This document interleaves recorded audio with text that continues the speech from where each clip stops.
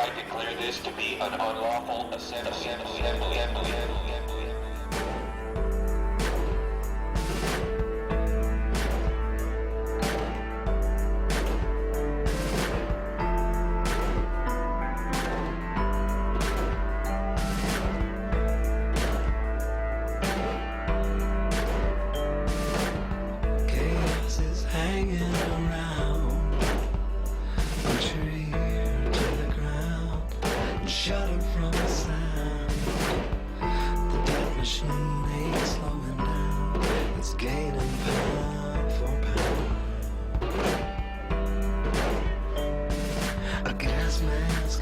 In the summer of rage, they're building mass graves within the states.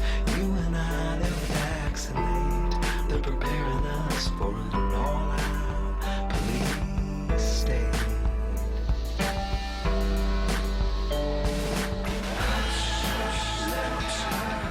Your world is going wild. Can't trust nothing but the love in your mama's eyes. Salvation's in your smile. Just wish I could be alive to see the whole river rise. Keep the shields up front if you can. Move the units down forward slowly. Captain circle it.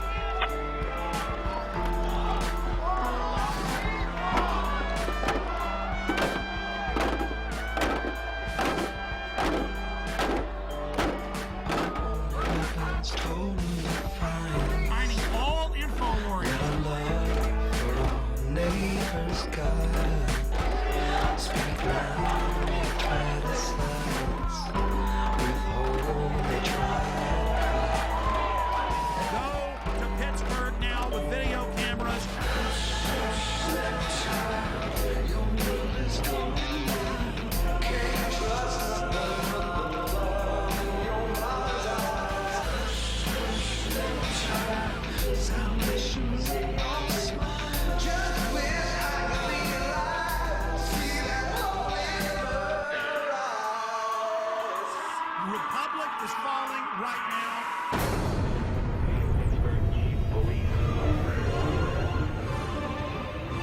World leaders arriving in Pittsburgh for the G20 summit are finding a city on lockdown. The next moment, my eardrums were blasting, and as that happened, I basically turned around, saw now 40 riot police assisted by military. They're closing in. Run! Get out! I told you! You must leave immediately.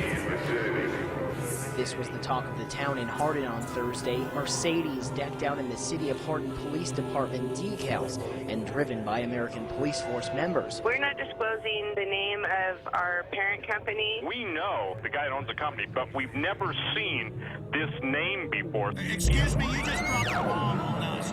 This is Red Dawn. Foreign mercenary group admitted driving around doing police work with Hardin Police next to their American Police Force logos. This is insane.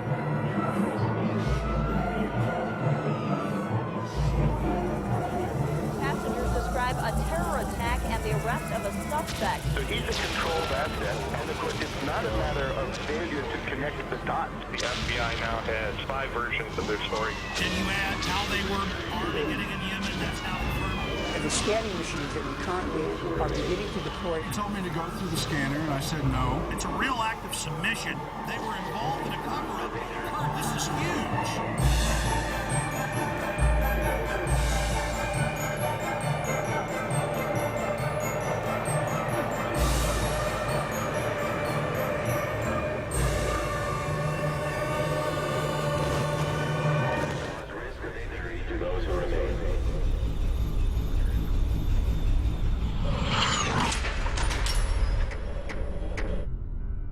The Federal Emergency Management Agency coordinates the federal government's role in preparing for, preventing, mitigating the effects of, responding to, and recovering from all domestic disasters, whether natural or man-made, including acts of terror.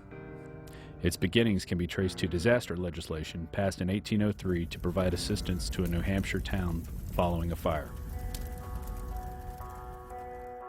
Following a string of natural disasters in the 60s and 70s, President Jimmy Carter signed Executive Order 12127 and merged nearly 10 federal agencies into what we now know as FEMA. In March 2003, FEMA joined 22 other federal agencies to become part of Homeland Security. In 2005, Hurricane Katrina hit the Gulf Coast and most notably the city of New Orleans. Federal and local authorities encouraged those who could not evacuate the city to go to the Superdome to ride out the storm, where there would be assistance to take care of them. This is how your government cares for you. This is a FEMA camp.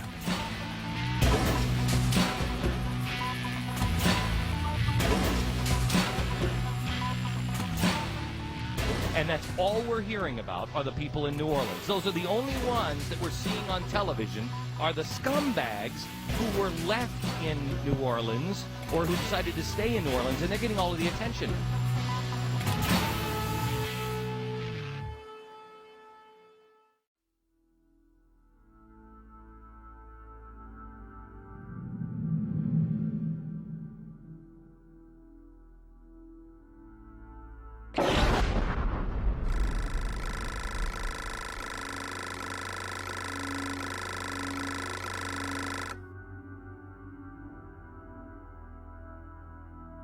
I have made 3 police state films. I have also, written books and news articles on the subject. And the problem is when you cover FEMA camps is there's so much evidence, so many congressional hearings, so many news articles, so many documents. The problem is knowing where to start.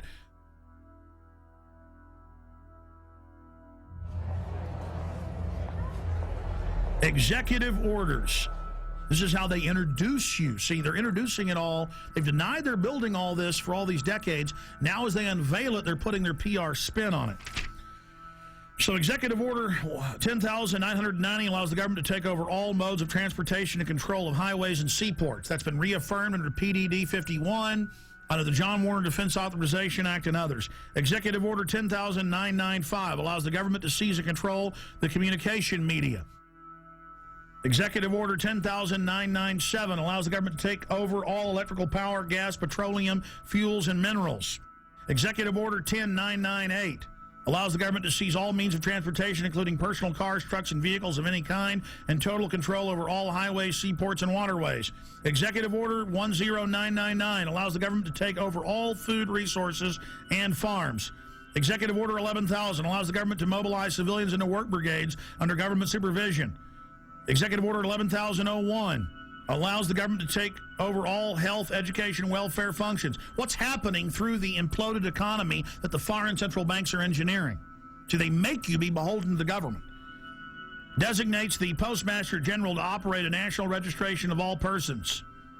That goes on through the Selective Service. Executive Order 11003 allows the government to take over all airports, aircraft, including commercial aircraft. Remember when they shut down all flights after 9/11? Executive Order 11004 allows the Housing and Finance Authority to relocate communities, build new housing with public funds, designate areas to be abandoned, and establish new locations for populations. Remember Louisiana, Mississippi, Katrina? Brownie, you're doing a heck of a job. The FEMA director is working 24 hours. Executive Order 11005 allows the government to take over all railroads, inland waterways, and public storage facilities. Executive Order 11,051 specifies the responsibility of the Office of Emergency Planning and gives authorization to put all executive orders into effect in times of increased international tensions and economic or financial crises. Executive Order 11,310 grants authority to the Department of Justice to enforce the plans set out in executive orders, to institute industrial support, to establish judicial and legislative liaison, to control all aliens, to operate penal and correctional institutions, and to advise and assist the president. So that's your FEMA camps. Executive Order 11,049 assigns emergency preparedness functions to federal departments and agencies, consolidating 21 operational executive orders issued at 15-year period. Executive Order 11,921 allows the Federal Emergency Preparedness Agency to develop plans to establish control over the mechanisms of production and distribution of energy sources, wage salaries, credit, and the flow of money in U.S. financial institution. In any undefined national emergency, it also provides that when a state of emergency is declared by the President, Congress cannot review the action for 6 months. PDD 51 says never.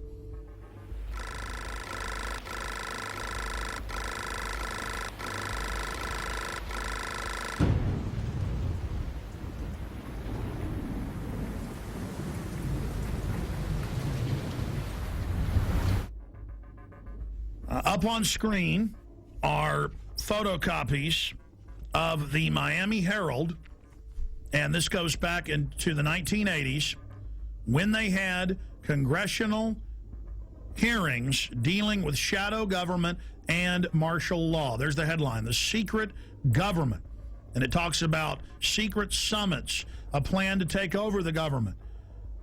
And it shows the people that were in charge of the continuity of government, Dick Cheney and others. And then we have a congressional hearing where we have Congressman Jack Brooks and others during Iran-Contra bringing up the secret plans, and they're told by Congressman in a way that that can't be discussed. It's a national security issue. In the 1980s, the concentration camp program got a big boost. Colonel North, in your work at the NSC, were you not assigned at one time to work on plans for the continuity of government in the event of a major disaster? Mr. Chairman. I believe that question touches upon a highly sensitive and classified area, so may I request that you not touch upon that, sir. I was particularly concerned, Mr. Chairman, because I read in Miami papers and several others that there had been a plan developed by that same agency, a contingency plan in the event of emergency that would suspend the American Constitution. And I was deeply concerned about it and wondered if that was the area in which he had worked. I believe that it was.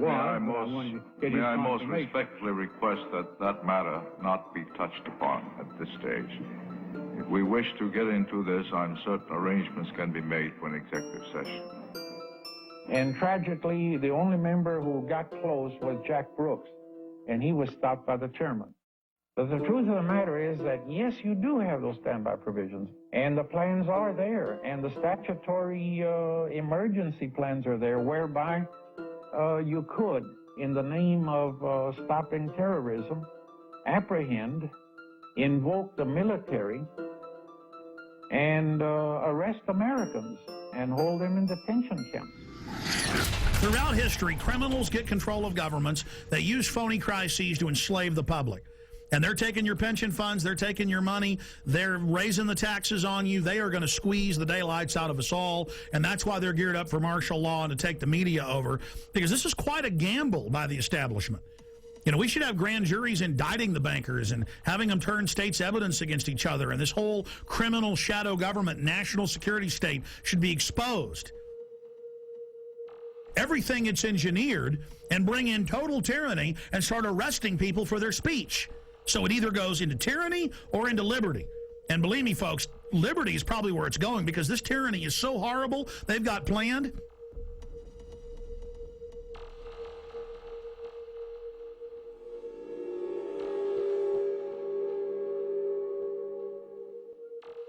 Let's go ahead and go to Congressman a year and a half ago on the Homeland Security Board wanting to know about PDD 51. Now, this fight went on for a year.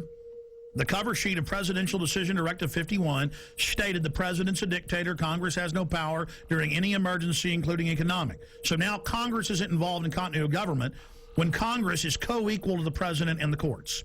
In fact, the Founding Fathers said Congress was above the courts and the president, but then later courts said, no, they're equal. Now they're saying they're not. Okay? Because it's harder for a dictator to take control in the Congress because there's 500 people. Separation of powers. The president is where your main dictator will come from, so it's the weakest. It follows the orders of Congress and then executes those orders. But then the chairman of the Homeland Security Committee said, I am co-equal with the president in national security. Let me see PDD 51. And they were told no. But the cover sheet alone states the president's a dictator. Then we see last year PDD 51 being executed, and members of Congress, Senator Inhofe and others, being told martial law will be declared if you don't hand total control and immunity over to the banks. And they followed orders and did it. So the martial law is now in place. And with that comes the FEMA camps. Will we get to that place? Not if we expose it. But we're already got our neck in the noose here. Is the executioner going to pull the lever? I don't know. Let's continue with the congressman talking about PDD 51. Most Americans would agree that it would be prudent to have a plan to provide for the continuity of government and the rule of law in case of a devastating terrorist attack or natural disaster. A plan to provide for the cooperation, the coordination, and continued functioning of all three branches of the government. The Bush administration tells us they have such a plan. They introduced a little sketchy public version that's clearly inadequate and doesn't really tell us what they have in mind. But they said, don't worry, there's a detailed classified version. But now they've denied the entire Homeland Security Committee of the United States House of Representatives access to their so-called detailed plan to provide for continuity of government. They say, trust us. Trust us, the people who brought us Katrina, to be competent in face of a disaster. Trust us, the people who brought us warrantless wiretapping and other excesses eroding our civil liberties. Trust us. Maybe the plan just really doesn't exist, and that's why they won't show it to us. I don't know. Or maybe there's something there that's outrageous. The American people need their elected representatives to review this plan for the continuity of government. All right, that's Congressman Peter DeFazio. Now, that was a year and a half ago. Mr. DeFazio, the cover sheet says the president's a dictator and that Congress has no authority over continuity of government. That's why they're now saying Congress can't see it, because they're declaring and executing that power. Now, we fast forward a year plus to October 3rd, and here is Congressman Sherman, who we interviewed here on air, other congressmen we interviewed, and Senator Inhofe saying they marched in and told them martial law will be declared if you don't do this. So we go from the 80s to where don't talk about the martial law plans and the FEMA camps. If you want to know about that, you can know about it in executive session, Congressman Jack Brooks, to, oh, Congress, you're not allowed to see the plans now. To Congress, do what we say, we're under martial law. The only way they can pass this bill is by creating and sustaining a panic atmosphere. That atmosphere is not justified. Many of us were told in private conversations that if we voted against this bill on Monday, that the sky would fall, the market would drop 2,000 or 3,000 points the first day, another couple thousand the second day, and a few members were even told that there would be martial law in America if we voted no. That's what I call fear-mongering. So we have the congressman on with us. We only have him for 5 minutes, 6 minutes. Congressman Brad Sherman, thank you for coming on, sir. Good to be with you. You know, Wall Street used these panic tactics to get us to pass this $700 billion, well, what the bill really is $700 billion in unmarked bills. They said the market would drop by 4,000 points, blood would flow in the streets, and lions would be devouring children in the parks of Los Angeles. Now that the bill is passed, our economy is still going to be very bad. The bailout money so far has been set aside to buy shares in banks, $250 billion, $40 billion to AIG, and $60 billion yet to be committed, leaving the remaining $350 billion for future use. We've got to do everything we can to focus people's attention on this bill as it's carried out, because it allows Paulson to go up to Wall Street. He can give money to one firm. He cannot return phone calls from another firm. He can he can, if he wants, finds out which firms are donating to the 527 organizations, which take secret contributions and then make political advertising. He can look at the RNC donor list. He can do anything he wants. Let's go back to what you said on the floor in the last 24 hours about members of Congress, and I've talked to some. They're afraid to even come on and talk about it, being told there will be martial law in America and we'll just do this with or without you if you don't do this. That is incredible. And I just had the former head of the Treasury on earlier, Dr. Paul Craig Roberts from Reagan, head of policy, saying that this gives them economic martial law. Is that not terrorism? Is not the definition to threaten harm or carry out harm for a political aim, sir? Well, but keep in mind, we passed the bill, and I'm told the market is down. Sir, here's the $64 million question. You and other members of Congress say, yeah, well, there were some people threatening martial law, but we don't think they meant it. They were just trying to fearmonger, which I call terrorism, into it. That's a huge issue. Specifically, sir, we need to know names. Who told you that they were told that martial law and blood in the streets, as you said, would happen? Private conversations between members on the floor, you really can't reveal without the permission of the other party. I understand, but were there arm twisters coming up, or were they scared? I mean, how was it said specifically? What we have to do is expose those circumstances where we're bailing out a particular firm, and how many of the executives at that firm are continuing to make $1 million a year, $5 million a year, $20 million a year. There's going to be a lot of information that is not public, and it's going to take investigative reporters to find out things that congressmen can't find out and that the public is not going to be aware of. I have to go right now, but it's been a pleasure being with you.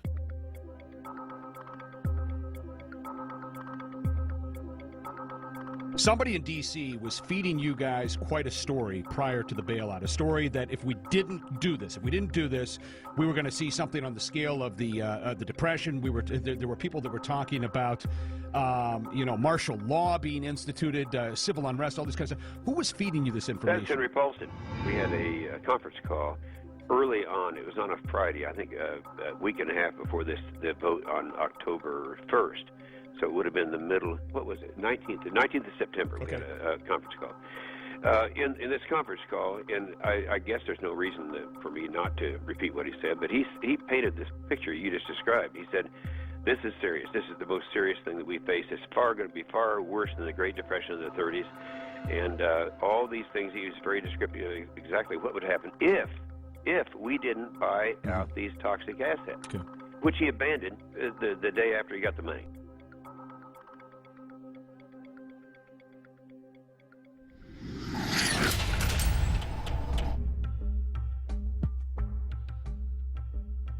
Okay, here's our top story.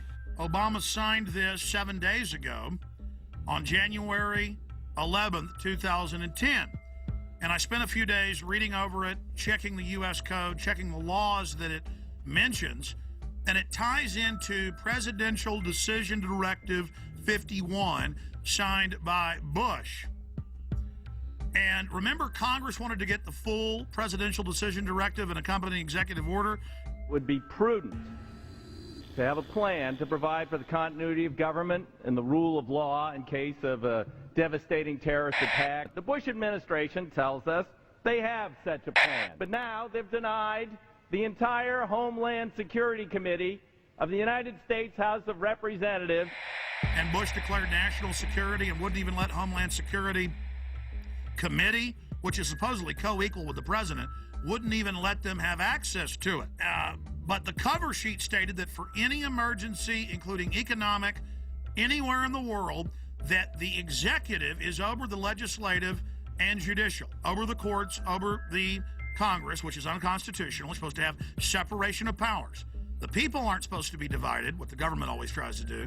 The government's supposed to be divided so that you can't ever get a dictatorship. Well, this is what the founders said. This is what America is. It's why we love the Declaration of Independence and the Constitution and the Bill of Rights. So President Bush signed this national security directive. And it says the continuity of government program will enhance the credibility of our national security posture and enable more rapid, effective response and recovery. And it goes on. The catastrophic emergency means any incident, regardless of location in the world, that results in extraordinary levels of mass casualties, damages, or disruption severely affecting the U.S. population, infrastructure, environment, economy, or government functions. And under this, the president is over the governors, he's over the legislatures of the states, he's over the Congress, and Congress has no authority. And then Congress asked for the full secret document, and it's still classified to this day. Obama has continued breaking his promise of transparency and has not released the full text of this and other memorandum. Connected into this is his new announcement. His new announcement. He is creating, with this executive order titled Establishment of the Council of Governors, it says here in the document that they are taking the governors, the states, the police forces, everything under the control of NORTHCOM, that's the Pentagon, and Homeland Security. But don't worry, the states have their say. The president is going to appoint the 10 members. 5 governors from the Republican and 5 governors from the Democrats. Kind of like Bush called the 9/11 Commission independent when he appointed it, or Janet Reno appointed her own Waco investigation team. This would be like Hitler appointing his own Nuremberg judges. I mean, or Al Capone at his own court case. I mean, it's just absolutely ridiculous. And there it is at whitehouse.gov, the executive order for anyone that wishes to see that for themselves. Separately, I have the Rand Corporation's plan that they put out last year. And this plan, the Stability Police Force of the United States, justification, options for creating U.S. capabilities. This has already been implemented covertly in the last 15 years. But now they're just being open about it. And it has all the maps here of how Stability Police Force headquarters to run your local city. They have systems for medium-sized police forces, large police forces. They have the stability unit for small police units. Again, Communist Russia had this. Communist China has this. Russian news is freaking out, saying America gets its own Politburo. On the Richter scale of tyranny, this is about a 10. And it goes back, because now all these conservative groups are going, oh my gosh, it's martial law. Oh my gosh, you know, Obama's having a big power grab. And yes, he is. But Obama is just the teleprompter reading minion or frontman, just like Bush was. He's just better than Bush was at it. It is the system that's doing this. Big central banks threatened martial law in early October of 2008. Give the trillions, not 700 billion, but trillions of dollars. The overriding issue is we are under martial law right now. In 1986, under Rex 84, they opened 12 secret Army camps to test if they could keep them secret while they held federal. Now they hold state prisoners as well. Federal prisoners would then be given a few years off their sentence if they agreed to not tell family about it and to go to the labor camps. It is a labor camp, and under the revised military rules, it allows any U.S. citizens to be put in it under forced labor. Here is the Civilian Inmate Labor Camp Program, Army Regulation 210-35. It's exactly 30 pages long. I suggest you Google Civilian Inmate Labor Camp Program. Even if you don't have a computer, go to the library. This is important. Now, this is the big piece of news. This is to establish setting up prison labor camps, negotiations with correctional systems representatives to establish prison camps, governing criteria, civilian inmate labor camps, policy statement, governing provisions for operating civilian inmate prison camps on Army installations, procedures for establishing a civilian inmate prison camp on Army installations, infrastructure, inter-service, interagency, and interdepartmental support agreements, working with local police at the FEMA camps. In 2002, I published my book, Descent into Tyranny. I've been covering it since 97 when it was declassified, but I put it in my book, Descent into Tyranny. This sucker was set up in 1986 at 12 camps. It's since doubled to 24.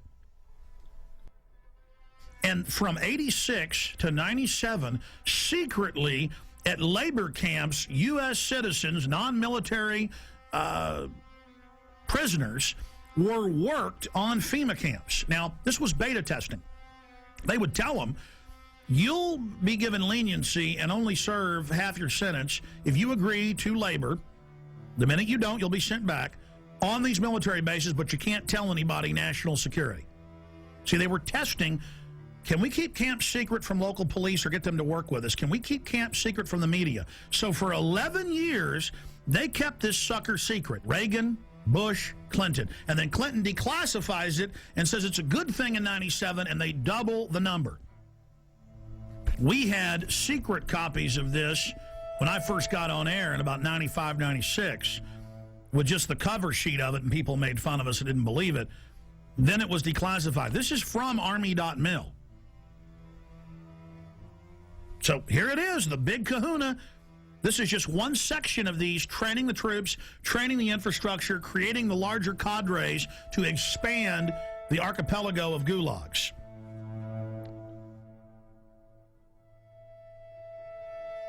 New legislation authorizes FEMA camps in the United States. And it says 6 major camps across the country with hundreds of sub-region camps. Now, if you watch my films and read the documents we put out, that's exactly what we said the camps are and how they operate, because we reverse engineered all this.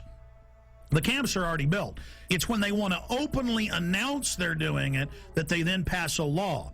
And they say, oh, all these shut down military bases that they've been keeping refurbished and putting barbed wire facing in and putting in showers and bunks, and we knew that those were to be the FEMA camps, because in the FEMA documents and the congressional leaks and from people that worked at the camps, we knew, and we would list the camps. Then we noticed when it was declassified in 97 that the very camps that had been, quote, decommissioned under the base closure, because they'd said back in the 80s under Rex 84 they were going to use the camps in Congress. So we said, you want to know where the camps are? They're old military bases, and they're old POW camps from Italians, Germans, and Japanese. Guess what's in here? Guess what's in the bill? They've reintroduced the National Compulsory Service under H.R. 1444. It says for mandatory national service. Defense Department announces civilian expeditionary workforce in Pentagon Directive 1404.10. It says management retains the authority to direct and assign civilian employees either voluntarily or involuntarily or on an unexpected basis to accomplish DOD mission. So see, they're saying they're going to create a 7 million man. That was in the New York Times. The Congress said. I kept saying 1 million because Obama said as big as our army, as big as the military. That'd be 1 million people. They say 7 million now, and that they're going to draft you into this, and they'll decide, no more draft boards, if you stay here or if you go overseas.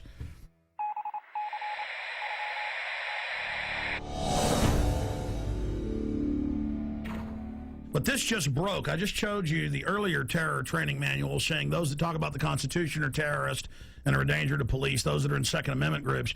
Here is the MIAC strategic report, and this is 2/2009, the modern militia movement. And they mix in here people that believe there's 9 FEMA regions, people that believe there's a NAPTA superhighway, and they show the official NAPTA superhighway map the government put out. Doesn't exist. Those that don't want RFID chips being planted with them, and they mix it in then with white supremacists and others, and they say, we want you to understand the terrorist symbols. It's don't tread on me flag of the Founding Fathers. You know, the flag of the Founding Fathers, all of it. We're going to go over this. This is amazing. They say in there that there is, no such thing as a New World Order banking takeover, as hundreds of newspapers a day say there will be a new bank of the world that you pay carbon taxes to. It just doesn't exist. You're insane terrorist if you believe it. I remember my grandfathers, and it was normal just when you were at the dinner table, or even my dad, to explain how governments work and how history worked, and they taught the military. You don't have the military on the streets, and we're here to defend the Constitution, Bill of Rights, not what the president says if it violates that. And we've gone from that now to a strategic report, 2/2009, the modern militia movement, and then they mix gun owner groups, pro-gun groups in with white supremacists. They say those that believe in a new world order. These theories vary, but most always involve a globalist dictatorship. They show, and I'm putting on screen right now, official North American Union SPP maps that have been on CNN of how they're going to have every major highway be an international toll road from Mexico up into the deep north of Canada. And they just say it doesn't exist. These people are insane. I mean, this is a high level of psyop, isn't it, Gerald Celente? Well, that's the way they always do things. They lump them all together, and it's one size fits all. I have a question. Do you believe that the military will fire on its people? They're going to stage riots, and then it's going to look like, oh, they stopped the riots. It's reasonable to set the precedent. Like, oh, we do have FEMA camps for medical care and where you can stay. The troops are here to help at car wrecks. That's how they're rolling it out. And I believe that, I think the way they're going to manipulate the military, I think a lot of them are going to fire on U.S. citizens. Because that's a question we're going to pose in the Trends Journal in the next edition.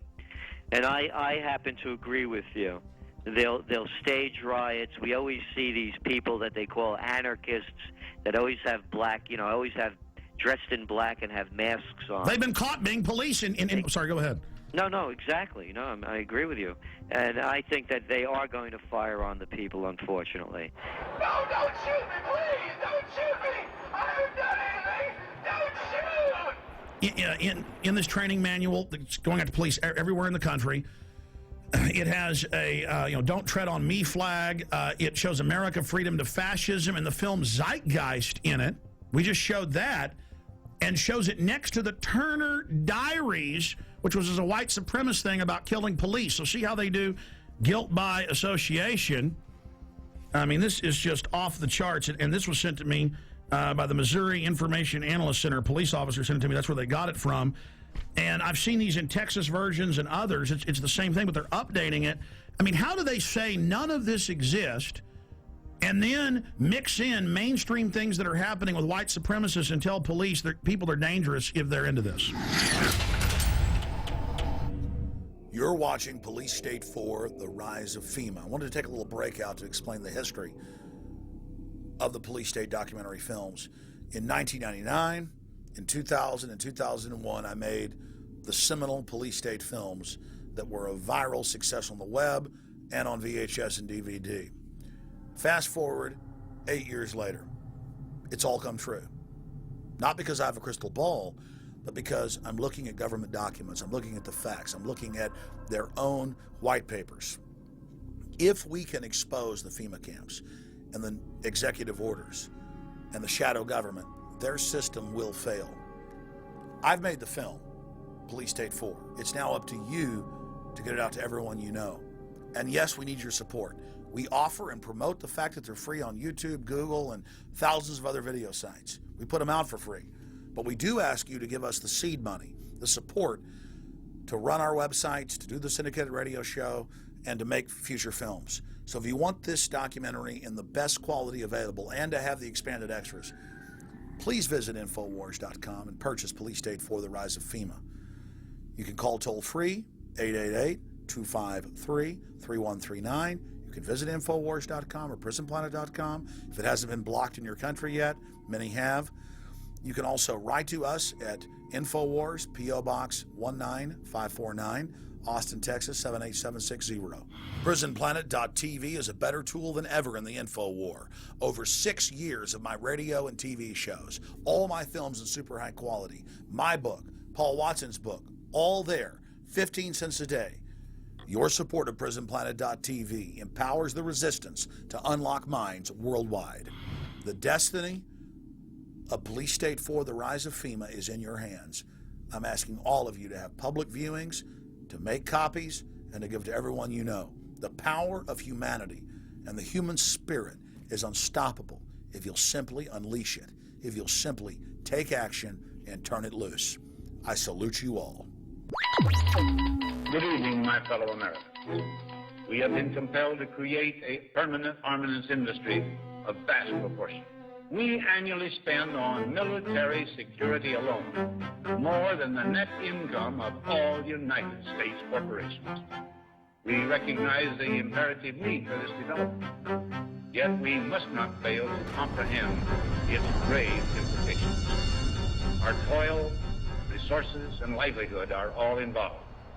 So is the very structure of our society.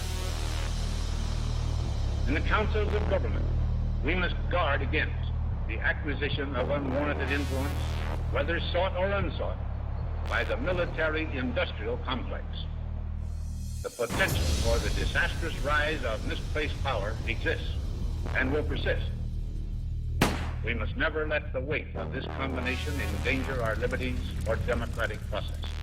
Only an alert and knowledgeable citizen can compel the proper meshing of the huge industrial and military machinery of defense, the prospect of domination of the nation's scholars as federal employment, project allocations, and the power of money is ever present and is gravely to be regarded.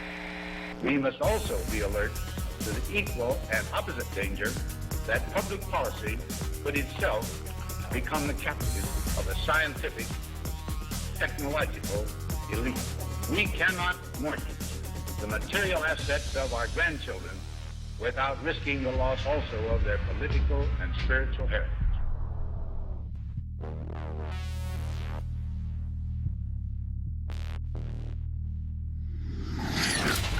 Well, I think terrorism is being practiced on the residents of the city of Oakland because many of the retired teachers, retired military people have informed me that they understand what's going on, and it's not anything that relates to humanitarian training whatsoever.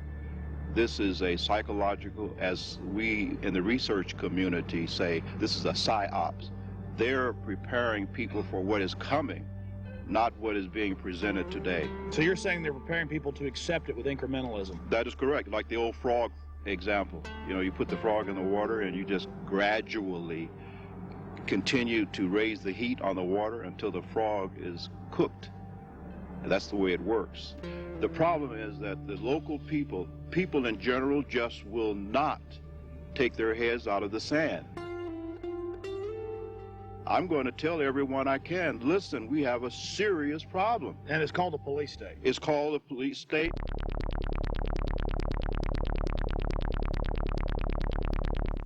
Let's go ahead and get to this. I mean, you want to see, you know, what goes with FEMA camps like a horse and carriage. Troops, militarized police, training with the Army to take over your cities and towns. Let's go ahead and play this YouTube clip, Martial Law is Coming, from News 7 at 11. The scenario was a fake, but the pepper spray and billy clubs used to break up this riot were definitely real. Good evening, I'm Miranda Stevens. Whether it's terrorism, riots, or any major disaster, local agencies will be the first to respond. That's why Roanoke City wants its disaster training to be as real as possible. Jeremy Butterfield has more. It's supposed to look like a riot, and the scene at William Fleming High School had all the elements. I'm one of the rioters that the guard and the police force had to take down and arrest, and did very successfully. In this scenario, everyone has a role to play. The rioters were ready to fight back as Roanoke Police, Roanoke Fire, local National Guard troops, and members of the Virginia Defense Force secured perimeters and moved in to make the arrests.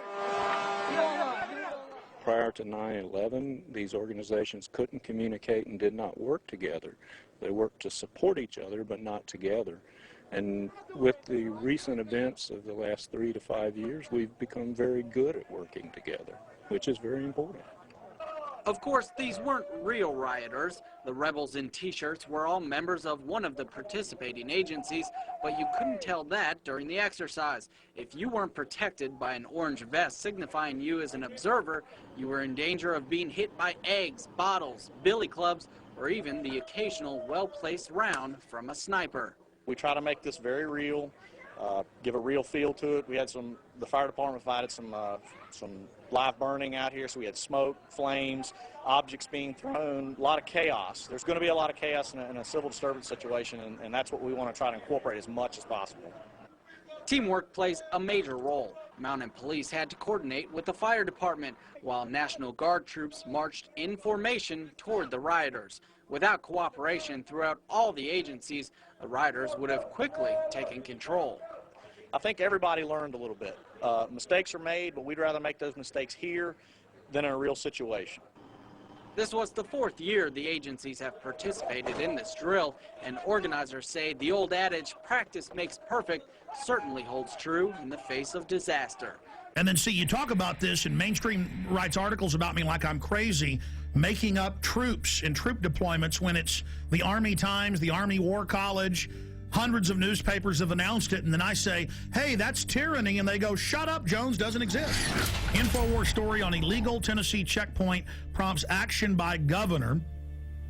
Friday, listeners pointed out local news saying the Army was going to be out, regular Army running checkpoints, searching citizens with police. The governor got called, our listeners called. The Whiteville Police Department had plans to conduct a seatbelt checkpoint on Saturday, April 4th at Highway 64 within the city limits of Whiteville. The checkpoint was planned to be in conjunction with Homeland Security and the 251st Military Police in Bolivar. After learning about this, I contacted Representative Johnny Shaw, who represents that area, ask you about this. Representative Shaw, you looked into this, and can you tell me what you've learned and where this stands now? I can. Actually, this has been canceled.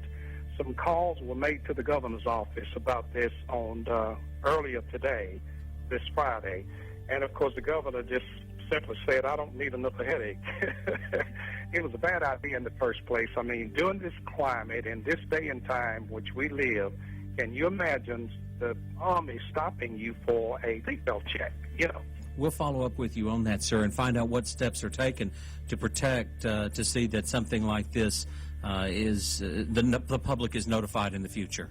Definitely we will, because the public should have been notified if it was going to happen, and I'm going to make sure that I call all of the local authorities and ask them not to do this anymore, but if they should even attempt to make sure that they contact people like myself and make sure that people are notified as to what is going to happen. Representative John Shaw just joins us for a few minutes, representative from Tennessee, District 80. Sir, thank you for coming on with us. Sure, you're welcome. Thank you for having me, Alex. You bet. Now, we played the clip earlier of you on a local news station talking about Army checkpoints. The governor found out, thanks to you and others, and canceled it. Can you just in a nutshell tell us exactly, specifically what was going on? Yes, I can. First of all, I have got to check. Now, I don't have concrete facts, but I don't think the military has, first of all, any jurisdiction to be checking seatbelts. When you look at the fact of a military unit being out, your daughter, my wife, or someone driving through a roadblock with all of these local officials, the Army and everybody out there, I think it's just going to scare people to death. I think our local and state officials have the staff when needed to check seatbelts, to do a seatbelt check without the Army getting involved, and I just don't think it's a good idea. Well, obviously, sir, I don't know if you've heard, but yes, it still violates posse comitatus. They haven't completely removed that 1878 law. We know in Mexico and communist China they have troops on the streets. This is a sign of a banana republic, of a third world police state, so that we don't want that. But the larger issue here is that they've announced Homeland Security wants to put 20,000 regular Army troops to patrol America. The Naval War College, the Army War College has said their new job will be engaging us, combat with the American people to stop an insurrection against the banks. So, A, are you aware of that? B, can you tell us specifically what units, why the Army was going to be out running checkpoints? Well, I got this news late on Friday, and when I got the news, I immediately jumped on it to try to call some local authorities that I knew first to see what was going on. And when I made the call, I found out at that point in time that the governor had already made the decision to cancel this, and which I was very proud of that. But I am not aware of Homeland Security doing this. I did hear that they would be involved in this roadblock issue on last Friday, but I am not aware of the other part of the question that you asked. Okay, specifically, though, when you talk to the local authorities, whose idea, where did it come from that regular Army is going to be out running checkpoints? I mean, a checkpoint is unconstitutional if you don't have warrants and it's random for the police to do. Now the Army, I mean, again, sir, this is suddenly happening everywhere. This is part of a larger plan. So we as detectives are asking you, any other little tidbits you've got about who was behind this?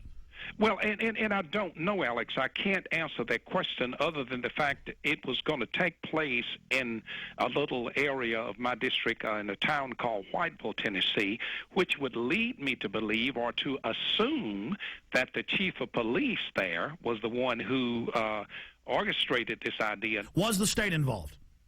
Not to my knowledge at all. Okay, so the governor had to say no. So this is what we always see. The Army then probably approached some locals as part of their covert acclimation program. And State Representative Johnny Shaw, we appreciate you speaking out against this. We appreciate the governor saying no to this. Can you, just in closing, speak to why you were concerned about it and against it?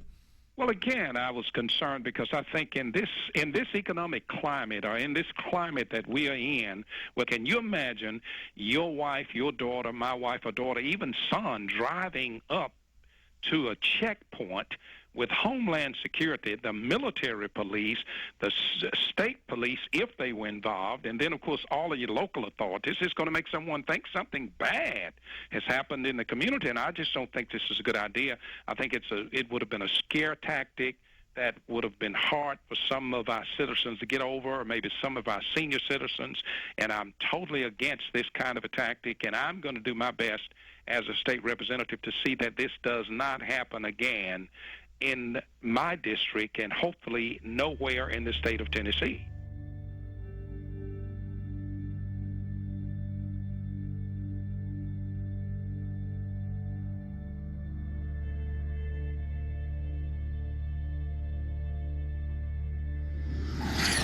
Now, this is being done to acclimate the public so they don't panic when troops take over the city hall, the county, the state. This is high treason. And Obama has taken all these new powers that Bush claimed and has expanded them day one. And suddenly the left that was against it isn't saying a thing. So that's part of the preparation. Guardsmen to conduct urban training at Arcadia in April. This is going on, scaled back now. It says in this article, going door to door, asking if they can search homes looking for weapons. And they practice raiding the local gun shop. And this is for domestic operations. Lieutenant Colonel, I really appreciate you coming on such short notice, sir.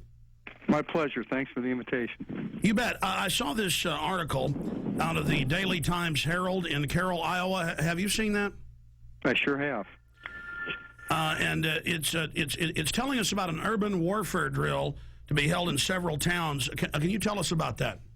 Sure. It's actually a planned training event to provide our soldiers with greater proficiency at what we call cordon and search, which is a mission that, just for a little background, we've deployed nearly 13,000 members of the Iowa National Guard in the global war on terror. And the vast majority of those have been in Iraq and Afghanistan. And one of the missions that they perform in Iraq and Afghanistan on multiple occasions is cordon and search, where basically you are trying to get to an area, cordon it off to make sure everything's safe, and then actually search for caches of weapons or other kinds of contraband which could harm American forces and other like Fallujah, what we saw in Correct. Fallujah. Mm-hmm. Correct. Exactly. So because of where we're located in Iowa, there are no active duty bases in Iowa, so we kind of have to create our own urban training environments. So the plan on this particular training event was to actually use a small town of about 450 people. The town has actually kind of adopted the unit, which is called Company A, 1st Battalion, 168th Infantry, and they were more than willing to participate in the exercise.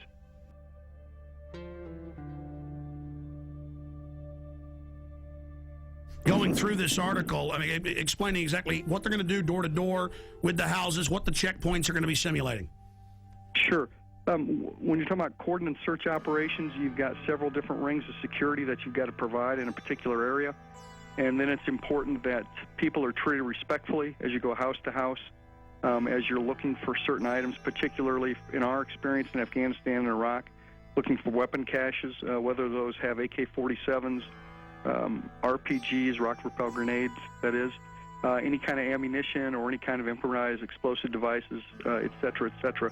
And our job, when we go on a cordon search, is to locate those kinds of items. And then there might also be persons of interest that we're interested in, that coalition forces want to talk to or apprehend. Well, let's just boil it down to this. I have video of Army and Marines with role players screaming, "I'm an American, please don't put me in the camp," and the military training to confiscate their firearms. I mean, certainly you've heard the Army Times and the new directive from Secretary of Defense Robert Gates that they will use the National Guard under federal control for civil insurrection. Are you saying you're not aware of that? No, I'm certainly aware of that, absolutely. But I think you have to look at the role of the National Guard historically.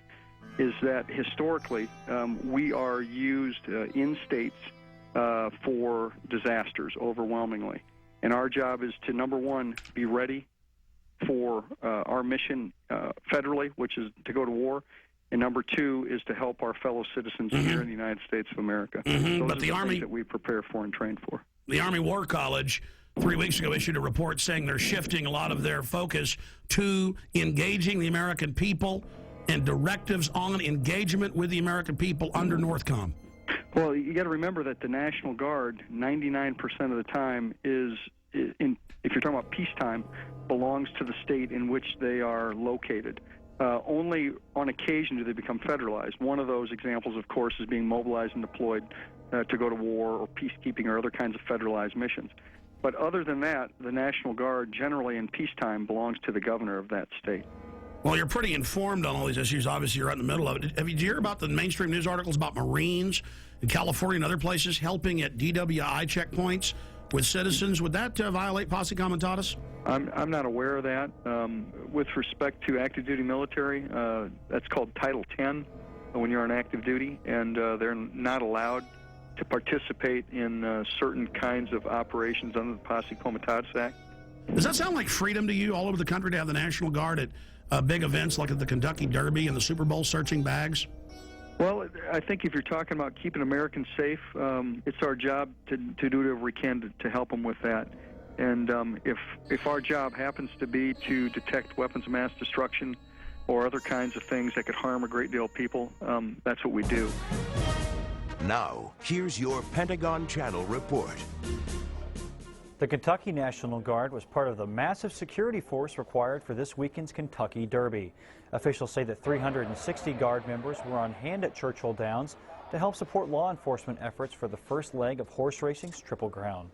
Now, the troops took care of crowd and traffic control, provided 3 choppers and crews for aviation support. Officials at the track said that more than 150,000 fans turned out for the race. Police only had to make 44 arrests. International media, government staffers, and protesters. Thousands of them, all waiting for the G20 summit to begin. World leaders arriving in Pittsburgh for the G20 summit are finding a city on lockdown and already hit by violence. By order of the City of Pittsburgh Chief Police, I hereby declare this to be an unlawful assembly. I order all those assembled to immediately disperse. The G20 basically represent the largest nations which participate in the Western banking cartel, which I feel is behind a lot of the pain, anguish, and misery that exists in our world today. They would like to come up with one central bank for the world to replace the dollar standard, and also have international regulation, you know, massive expansion of the WTO regulations into the financial markets. You must leave the immediate vicinity. If you remain in this immediate vicinity, you will be in violation of the Pennsylvania Crimes Code, no matter what your purpose is. It's hard that it's setting up as like a us versus them when we're all in the same class. We're in it together, and they're protecting the interests of the world's billionaires. Anytime I've been on a march or anytime I've been arrested, it has been peaceful on our side. It's the state are the ones that cause the violence. You must leave. If you do not disperse, you may be arrested and or subject to other police action. Other police action may include actual physical removal, the use of riot control agents and or less lethal munitions. Ladies and gentlemen, this is breaking news. Do you know why my crew is not live with us right now, why they were out of contact? They are under sustained LRAD sound cannon attack. You know, they rolled these out at tea parties in California and other places. First time I saw them was 2004 in New York. They have the National Guard engaging American citizens right now with deadly acoustic weapons that damage the middle ear. This is happening right now in Pittsburgh, Pennsylvania, while the G20 in mainstream news is getting rid of the dollar, bringing in world government against everybody right now. Listen, this is such a police state there that they tried to talk to the military and talk to a spokesman last night. Defense Link put a press release out, and they said, no, we're not going to talk to you, get out of here. Then they got their license number, had the police pose as Alamo rental car people from the county there, Allegheny County in Pennsylvania. They called them and said, oh, your car's got no brakes, bring it in. And they said, well, we're in the cordon at G20, we're news reporters, we can't get out till tomorrow. And they said, well, that's fine, because I'm a police officer with the Army and FBI, and you've all been put on terror list, and your life's over, boy, and we know you're a terrorist, and you were sneaking around the military base and ran. All lies.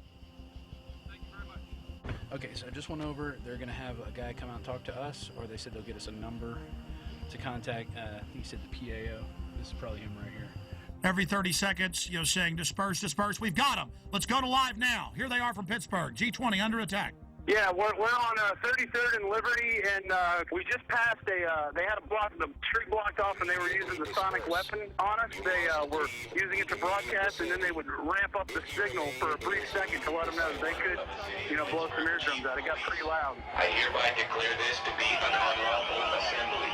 I order all other police actual physical removal, the use of riot control. Everybody dispersed, though, when that started happening. The largest group went through an alleyway. They're driving right past me right now. Get them on tape. With the guns.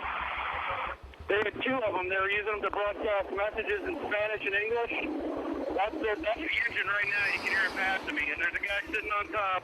The police I'm seeing now are in full riot gear. Are they the police, though, wearing the National Guard bottoms? It looks like Border Patrol. I've seen Border Patrol here, too. They have the dark green Border Patrol uniforms. So federal police in the middle of Pennsylvania. I find it very ironic that it's happening on Liberty Avenue. Very ironic. Burmis, I want to be clear about this. They were shooting you guys with this. Douglas was saying it was hurting. What was this like? The decibel level was very, very high. One moment I was covering the front of the protest. The next moment my eardrums were blasting. And as that happened, I basically turned around, saw about 40 riot police assisted by military, and I ran up and I got all the footage I could. Every once in a while I'd have to take There you go, assisted by military. So this is the military attacking the American people, because in every news article I see they're together. So that's key for the article Watson's doing. The military was with them. Yeah, absolutely. I mean, they were in military fatigues. SWAT is also here. I got a good shot of one of the military personnel who was on top of the Pittsburgh paddy wagon. Basically, most of the Humvees in the military were cordoning off at checkpoints on Main Street in the main city of Pittsburgh. They were in full military fatigues. I mean, these weren't just the pants. They were the tops. There's no doubt that there's military here, Alex. I approached them. I asked them what their mission was. What's the mission? You can't say. Sir, what would you have to say to critics that say this is a violation of posse comitatus? I'd say that you need to talk to my PAO. You know what posse comitatus is? No. No? Separation of military and police? Be the first military guy to tell me what it is. I've asked about a dozen today. No, but nothing, right? And it was the standard boilerplate answer of, we're just following orders. We're just here to support law enforcement. That's all we know. We're here to protect United States citizens' rights to peaceful protest. Unbelievable. Global leaders meeting openly in mainstream news to get rid of the dollar and bring in, quote, global governance. This is the end of our country, and the police and the military are acting like people that don't like it are pure scum and terrorists because the DHS has trained them to do that. Here come the anarchist staging. Here they come right now. They just grabbed the dumpster. They're flipping it over. Video it. I got it on tape right now. Oh, I don't want to put you in danger, Jason, but if you follow that stinking Fed, is it a big guy? It was 3 people, and of course they had masks on, Alex. Briefly, tell folks about last night. You guys pull up to the gate. You asked to talk to the public information officer. They called the police and lied and said that you were sneaking around. Yes, sir. How's it going? We were responding to a news story that the National Guard was going to be massed to go into Pittsburgh. And can we get a comment on that? Sorry, we can't make any comments, sir. Do you have a press guy we can talk to? Yeah. We then pulled off to the side of the road where they instructed us to. We waited around 15 or 20 minutes. A representative came back. Immediately, he was hostile towards us. He did not like our credentials. Hey, guys. Hey, good evening, sir. What's up? Look how you doing? My name's Rob. Okay. We're out of Austin, Texas, Channel 10. Okay, can I see your credentials? We tried to get as much information as we could. He refused to answer our questions. So then Rob asked him for his information and where we could contact him tomorrow if we could get a word with him. He then gave it, and we left. Speech, freelance reporter? Yes, sir. Okay, so what are you looking for?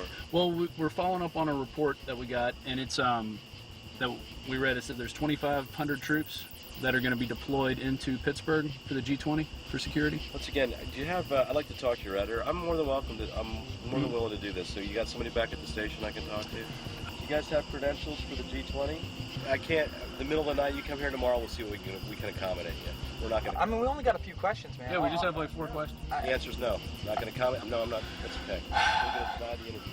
If you get some credentials to get some that I can work with, I'll do the interview. We didn't run away from anything. By the time that we had left, turned around, and exited the main military facility, there was another car parked on the other side of the road, waited for us to pass, followed us for an exit, then got off. And then we were shocked when Douglas got a call trying to entrap him and have us go return our rental car for quote-unquote 2 more free days.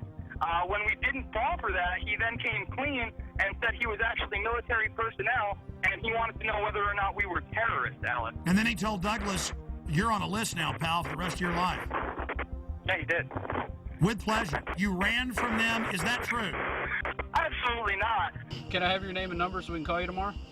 Sure. Okay. 17821.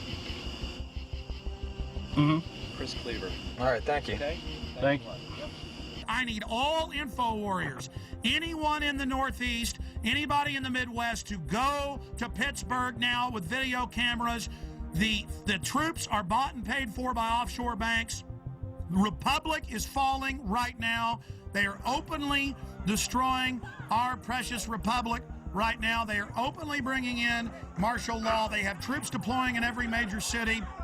This is just another beta test. We need everybody to go to Pittsburgh who loves this country. Come with cameras, radio host. Everybody needs to get there and needs to expose these people. And we need people to follow the anarchists. They're going to go back to military installations. It's happened in every case. We proved it in Denver. We proved it in Ottawa. We proved it in Seattle. We proved it in London. We proved it in Genoa. We prove it every time.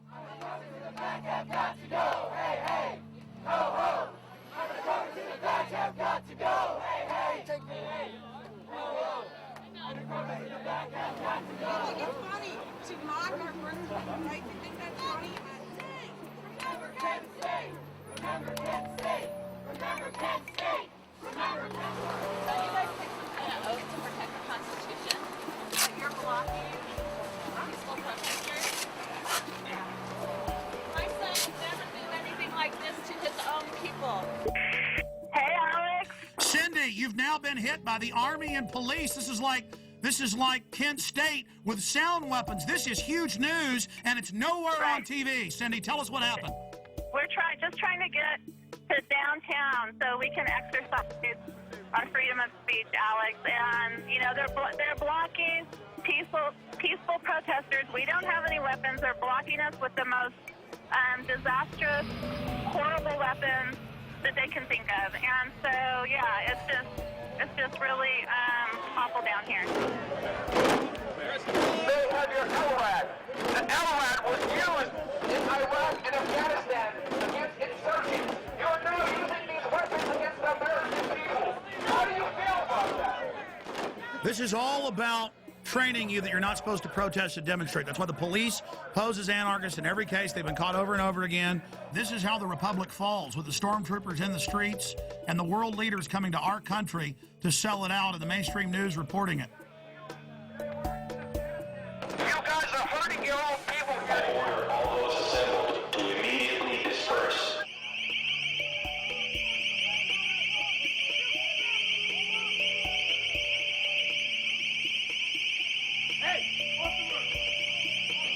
Cindy, did you know they're openly announcing the formation of a world government at this meeting? Yes, I know they are. The head of the EU even spoke out against it, Klaus, at the UN yesterday, and they're openly announcing the end of the dollar. Those troops don't know that their whole savings and their whole family future is gone, and there they are with pleasure, guarding the very government that is illegitimate and criminal. The troops are out here. There are our brothers and sisters, there are sons and daughters, and there are mothers and fathers, and they're turning their guns on us. They're turning their weapons on us, where we really should be marching to the G20 and arresting those guys. Here they come again with their LRAD, Alex. They're coming with it. They have us blocked in. There's nowhere for us to go. This is what police state looks like. By order of the City of Pittsburgh Chief of Police, I hereby declare this to be an unlawful assembly. I order all those assembled to immediately disperse. You must leave the immediate vicinity. If you remain in this immediate vicinity, you will Burmis, Yes, sir. did you say that the protesters are turned around because they're blocked in? Yes, they are blocked in. Run! Get out! I told you! Go down the side street, get the hell out of there, they're gonna get you! Get out of there right now!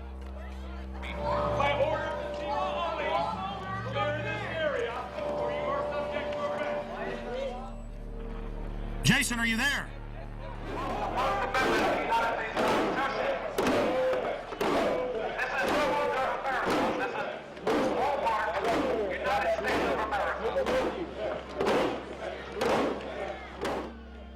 Amazing to have Burmis and Cindy Sheehan and all these people together. They're standing against tyranny. She lost her son. And the military will follow orders, and that's all this is. And there are the bankers openly setting up world government, bankrupting us by design. It's really happening. Well, here's the Examiner newspaper reporting on these sound weapons at the Tea Parties. It says both town halls took place without incident. However, the use of military device concerned San Diegans. The LRAD crowd control is primarily used in Iraq to control insurgents and can cause serious and lasting harm to humans. And they admit this. I mean, this is just outrageous. Other police action may include actual physical removal, the use of riot control agents and/or less lethal munitions, which could cause risk of injury to those who remain. You must leave.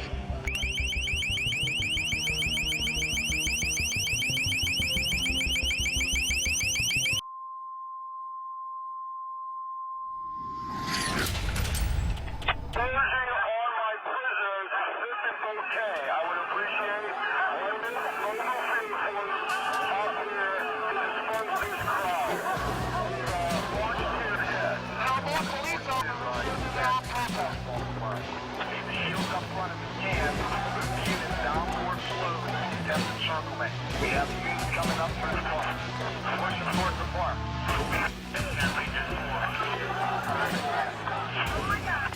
This is how we're going to push them. After we get the encirclement, we're going to push them down forward back towards Assembly Drive Extension. Leave Assembly Drive Extension open so we continue to push. Then we'll establish a skirmish line along Assembly Drive Extension.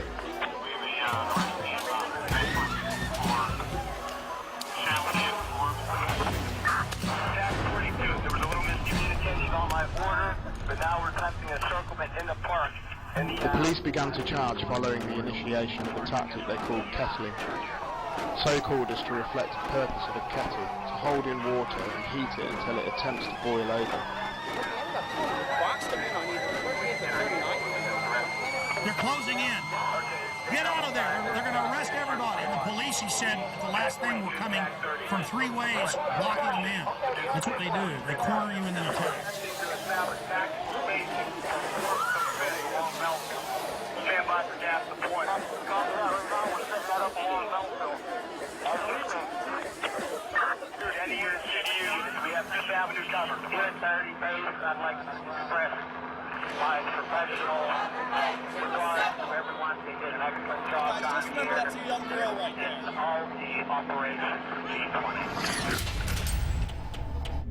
Now, let's go ahead and go over these articles. Brigade Homeland Tour starts October 1st. 3rd Infantry's 1st BCT trains for new dwell time mission. Helping people at home may become a permanent part of active Army. And then you read this, the Washington Post reported it, everybody else did. It says, for riot control and civil unrest during a collapse of society. Then the Army War College came out a month later and said, yes, we're preparing to engage the American people. So there's that going on. So they have to have troops to take you to the FEMA camps. Washington Post, 20,000 more U.S. troops to be deployed for domestic security. They then expanded and said it won't be 4,000 troops, it'll be 20,000. Now they're saying, oh, it'll be 40,000 regular Army troops. The very troops that were in Baghdad doing gun confiscation, the very best troops they've got. Here's another one. Marines admit security force to operate inside U.S. This directly from the Marine Corps' own website. And they did it with role players, practicing confiscating people's guns. Here's another one. Unit learned skills to fight different enemy. And this is out of the American Force Press Service.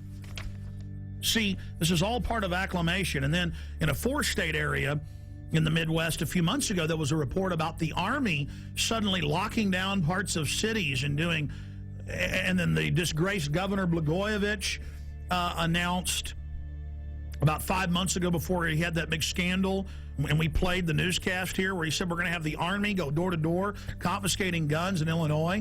And then we have the first time the Army got called into New Orleans, going to the high and dry areas with the police and FBI. All the weapons will be taken. No one will be allowed to be armed. And then putting people in handcuffs that had guns, taking their guns. Today in New Orleans, they got a lot tougher on the holdouts. Police department, anyone home? Not only the flooded areas, but New Orleans' driest and wealthiest neighborhoods, too. Police department! The police and National Guard going street by street, house to house. We need to make sure, too, that whenever we knock on doors, people refuse to leave. We need to make note, call it in. They say there are no orders to use force, just strong persuasion, sometimes entering open houses with guns drawn, and instructions to disarm anyone inside. You say guns will be taken? No one will be able to be armed. We will take all weapons. That happened today in this wealthy neighborhood where homeowners had armed themselves to protect their mansions. Residents were handcuffed on the ground. In the end, police took their weapons but let them stay in their homes. They were a little bit threatened because our weapons were bigger than their weapons. For many of the police and guard troops, it is an uncomfortable job to do this in an American city. This guard unit occupied a church, using it as a base camp. They had to leave a note because they could not get hold of the pastor to get permission. It is surreal. Yeah, you never expect to do this in your own country. Chris Montgomery says he'd rather be in Iraq than patrolling American neighborhoods. Walking up and down these streets, you don't want to think about the stuff that you're going to have to do. If somebody pops around the corner. I mean, shoot in America. Yeah. I mean, that's on record. That happened. This is what they're training for. This is what they do the first chance they get. Stop living in denial. Attention, attention, attention. American forces are here to help. Remain calm. We will not tolerate civil disobedience.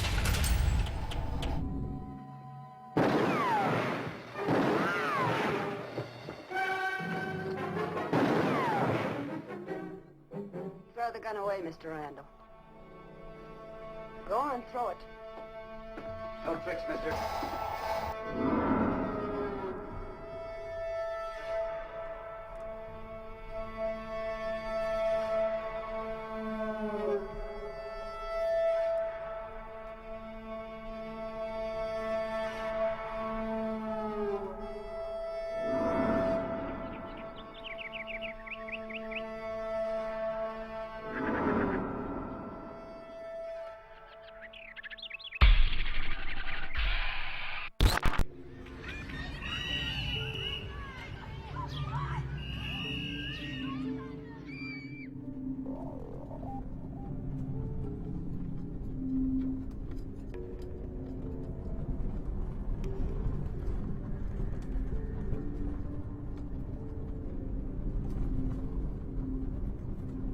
This is the poorest county in Montana, and the $27 million prison has turned into a white elephant.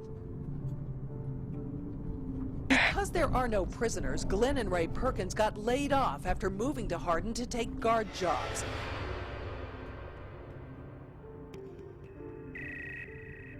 When I went to the door, there were two cops standing with their hands on their guns. I've lived in the same town for 26 years. We got 90 and 94 sitting right over here where they intersect, which is a perfect place for a checkpoint. I noticed that they got these mobile checkpoint stations. There's a lot of secrecy going on.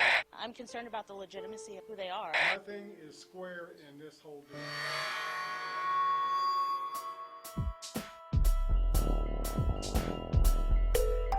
I cannot let my grandchild grow up in this kind of thing.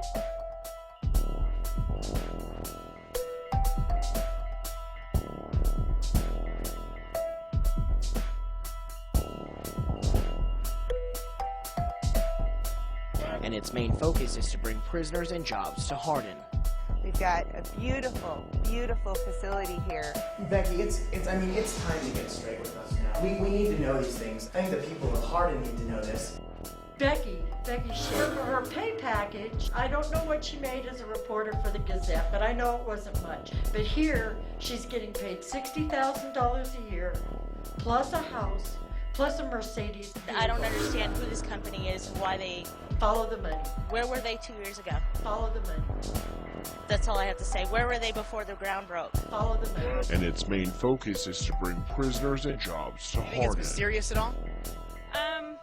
It probably is to those that don't know what's going on. Carrie Smith is the wife of Two Rivers Authority Executive Director Greg Smith, who was recently placed on administrative leave. Well, members of the American Police Force showed up in Hardin yesterday, driving vehicles with Hardin Police written on them. As Color 8's Nick Law reports, it created quite a stir, especially because Hardin doesn't have a city police department.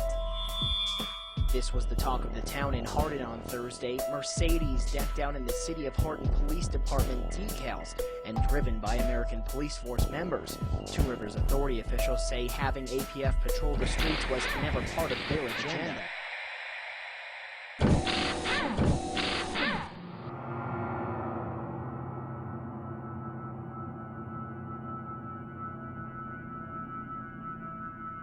Tell people what's really happening here. Well, first of all, Alex, around the country, and it's not just in Montana, but specific areas are being identified as staging grounds. And just recently, we had 12 Tajikistan troops on BMWs. These are the same BMWs that you and I talked about meeting. And by the way, the UN admits their main force is Tajikistan, Uzbekistan, and Egyptian and Pakistani. That's their main UN force. Well, Steve, we know in Serbia they've had black sites, the secret ghost sites with the kidnap, snatch and grab people. Absolutely. We know that they're in Tajikistan, Uzbekistan, Pakistan. We know they're in Egypt. We know they're in Germany. We know they're in Poland. We know they're in the Czech Republic. We also know that they are in other areas. And so this fits the classic MO where they use these private ghost contractors to run this. Oh, I'm having trouble right now even dealing with this and processing it.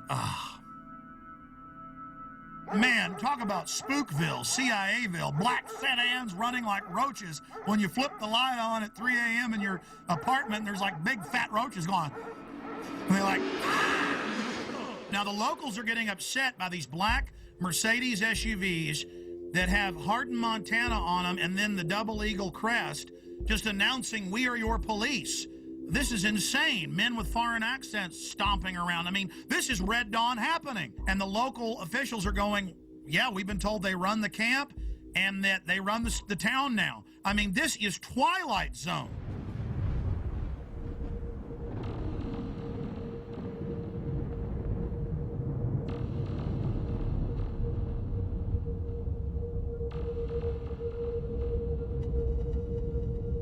We're going to go to phone calls here in just a moment. Let's talk to Diane in Montana. Diane in Montana, where this is going on. But as Steve said, it's happening everywhere.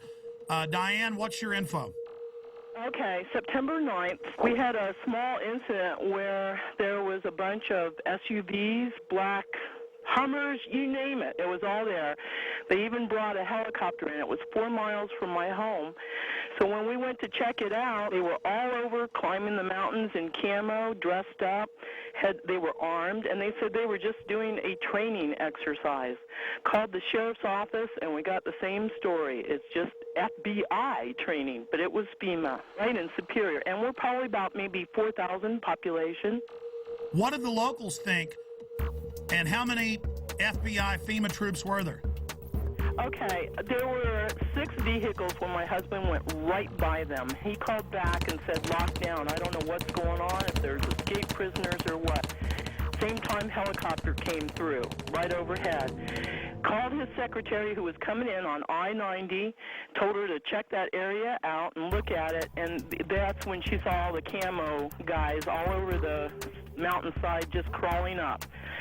Asked around town, people didn't think anything about it.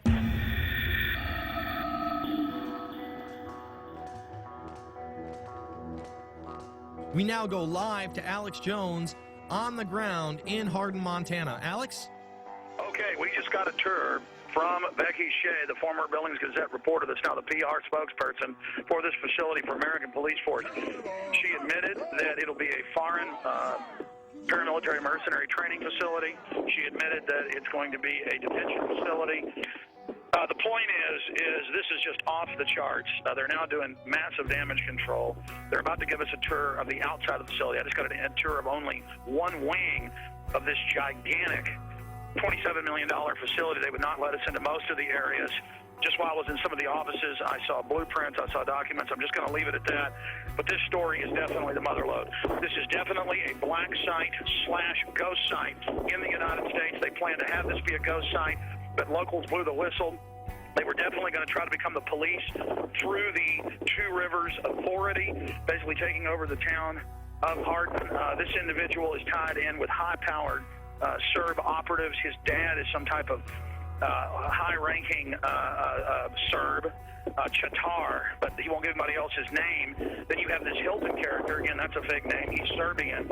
There are German troops here, German paramilitaries, British paramilitaries, but they're keeping back from us deeper in the facility. Yes, I am in one of the black Mercedes-Benz SUVs inside the detention center. Becky is going to be, I'm going to be using the phone as a microphone so she can give us a live report. Becky, what about Blackwater connections? We've been hearing a lot about that, and the company in several places has bragged that they have Blackwater connections. I've heard so many names that it's just absolutely phenomenal to me. We're not disclosing the name of our parent company, and that's it. We're not disclosing the name of our parent company. We stand alone. Well, there's a parent company. Well, there is a parent company of American Police Force. There is an umbrella company. American Police Force stands alone as a corporation, and we are American Police Force. We are who we are. But if it's a secretive group owned by a secret group and it's headed by a 14-time felon, and then they were putting police decals on their vehicles the first few days, I mean, don't people have a right to be a little bit concerned about this, Becky? There are newscasts for saying they wanted this be Guantanamo Bay West. That was on CNN. That was not American Police Force, and I'd ask you to go back and recheck your sources. That was too. So they've not been requesting to have this as a facility to hold detainees? No, sir, and please, everyone listen carefully. Two Rivers Detention Facility will not hold Guantanamo Bay nor other multinational offenders. We're a minimum and medium. Why did I see documents on the wall, blueprints saying foreign alien detention facility? This is real. This is a ghost site / black site that we have on. This is a FEMA center they want to hold. She was telling me, I saw blueprints all over the place, scanning them quickly. I was walking through the facility, and she'd say, "Oh, don't tape that," or don't show that. Where it was saying alien detention, troop barracks, processing facilities. She admitted they're going to do training to process people and to go out and set up checkpoints with CAT scan scanners, is the way she called it, to scan people's goods. So this is a huge processing center. I don't think she even knows everything. She seems pretty freaked out. She gets hired and finds out all this. And we went and interviewed bed and breakfasts, because there's hardly any hotels here. At two of the places, they said, oh, absolutely. Germans, Czechs, Brits, a lot of Serbs, really hardcore-looking people, won't pay in cash, act really suspicious. They've been here for a year. I mean, this is insane what we're dealing with up here. And they're just trying to act like it's all fine. We're not going to tell you our parent company. Everything's fine. Everything's wonderful. I mean, this is bizarro land. Well, court records from Orange County, California indicate Michael Hilton has a lengthy criminal past, including a 6-year prison sentence for a dozen counts of grand theft and other charges. And we learned just yesterday there's a warrant out for Hilton's arrest in Wyoming. American Police Force pulls out of contract negotiations with Two Rivers Authority. Color 8's Sarah Gravely joins us now live from the newsroom to tell us more about the latest development in this story. Sarah? Hey, Greg, Kathy. APF spokeswoman Becky Shea says it was a company decision to pull out. She says they learned things about the facility that made them lose interest in the deal.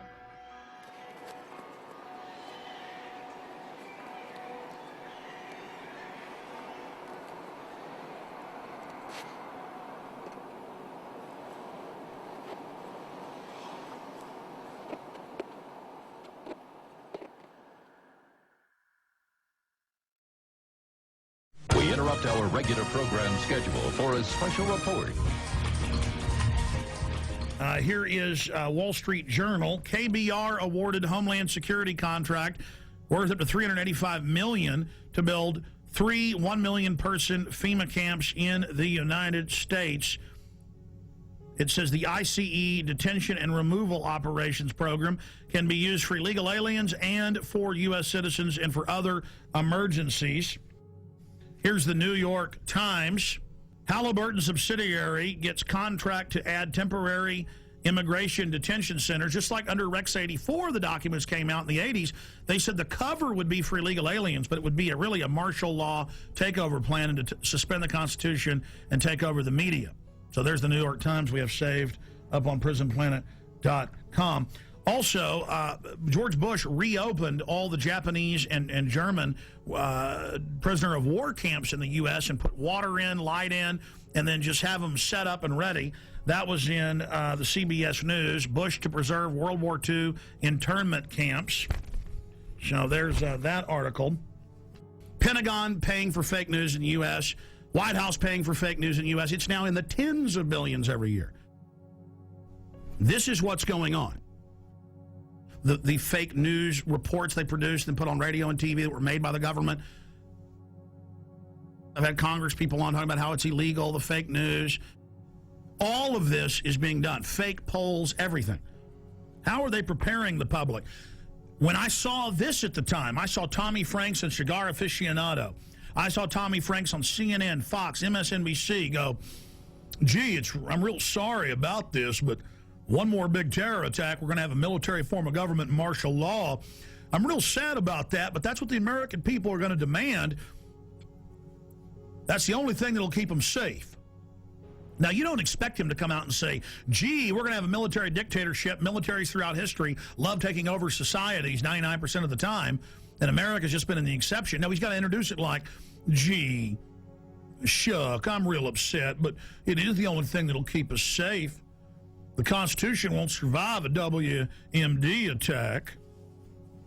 And I said at the time, I said, he is part of the Pentagon's billions in fake news. That's illegal. The General Accounting Office has already ruled that they're paying off reporters and people to go on TV. I said, I bet my bottom dollar Franks is being paid off. Now they're rolling them out in the news. The camps will be for you when you're starving during the collapse of society, which is what the IMF and World Bank have done to countless third world countries, and their own documents say they want to do it here. They have to fully bankrupt you so they can consolidate everything with the tens of trillions of fiat currency they're holding and hoarding of taxpayer money. And then once the riots start, which they're trying to push, they have Zbigniew Brzezinski on MSNBC, we played that the other day, saying, I'm really worried about these bankers. They're going to cause riots nationwide. Millions and millions of unemployed. People really facing dire straits. And we're going to be having that for some period of time before things hopefully improve. And at the same time, there is this public awareness of this extraordinary wealth that was transferred to a few individuals. And you sort of say to yourself, what's going to happen in this society when these people are without jobs, when their families hurt, when they lose their homes and so forth? As if he isn't one of the engineers of it. See, they know they've got revolution on their hands. They know that we did our job warning the people and exposing what was happening and putting all this information out, and people found out it was true. Here it is. This is from my film, The Road to Tyranny. I have 18 hours of this. I have them training all over the country. I have them teaching police to arrest anybody with a get us out of the UN sticker. This is what's been going on. Here it is. You're damn right, because think about the Christians, okay? Do you accept Jesus Christ, your Lord and Savior? No. What did they do? They took your head off. They beheaded you if you didn't accept Jesus Christ, your Lord and Savior. See, this is reality.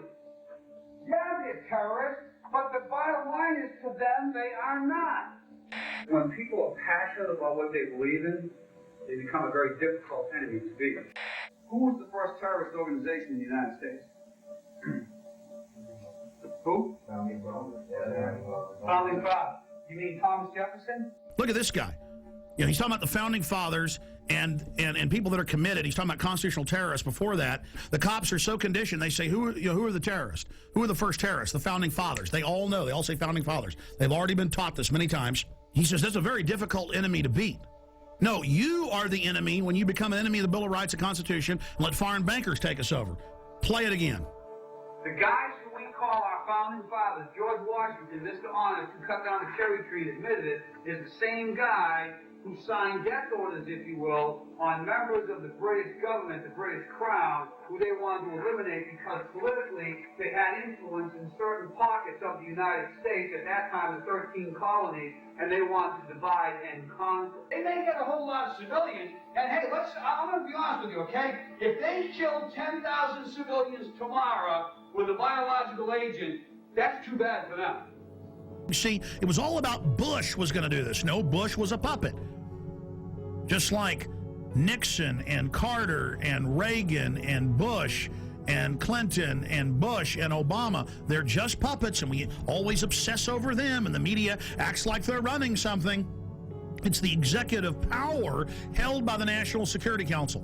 In fact, 3 weeks ago, they had an article about General James Jones and the National Security Council saying they've now taken over continuity of government, even from the executive and Homeland Security, and that this private group runs it all. And then General Jones was in the CFR website writing, I take all my orders from former national security heads, Henry Kissinger and the CFR. I mean, that's why in the last week there have been 4 mainstream news articles that we posted at Infowars.com and PrisonPlanet.com with Bilderberg group members like Etienne Davignon, the chairman of Bilderberg, saying, we set up the European Union, we set up the G20, we've set up the New World Order banking system.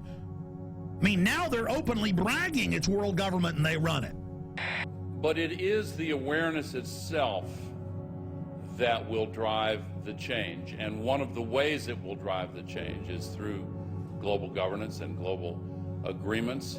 But the many business leaders who have been present here are among those taking leadership in other ways.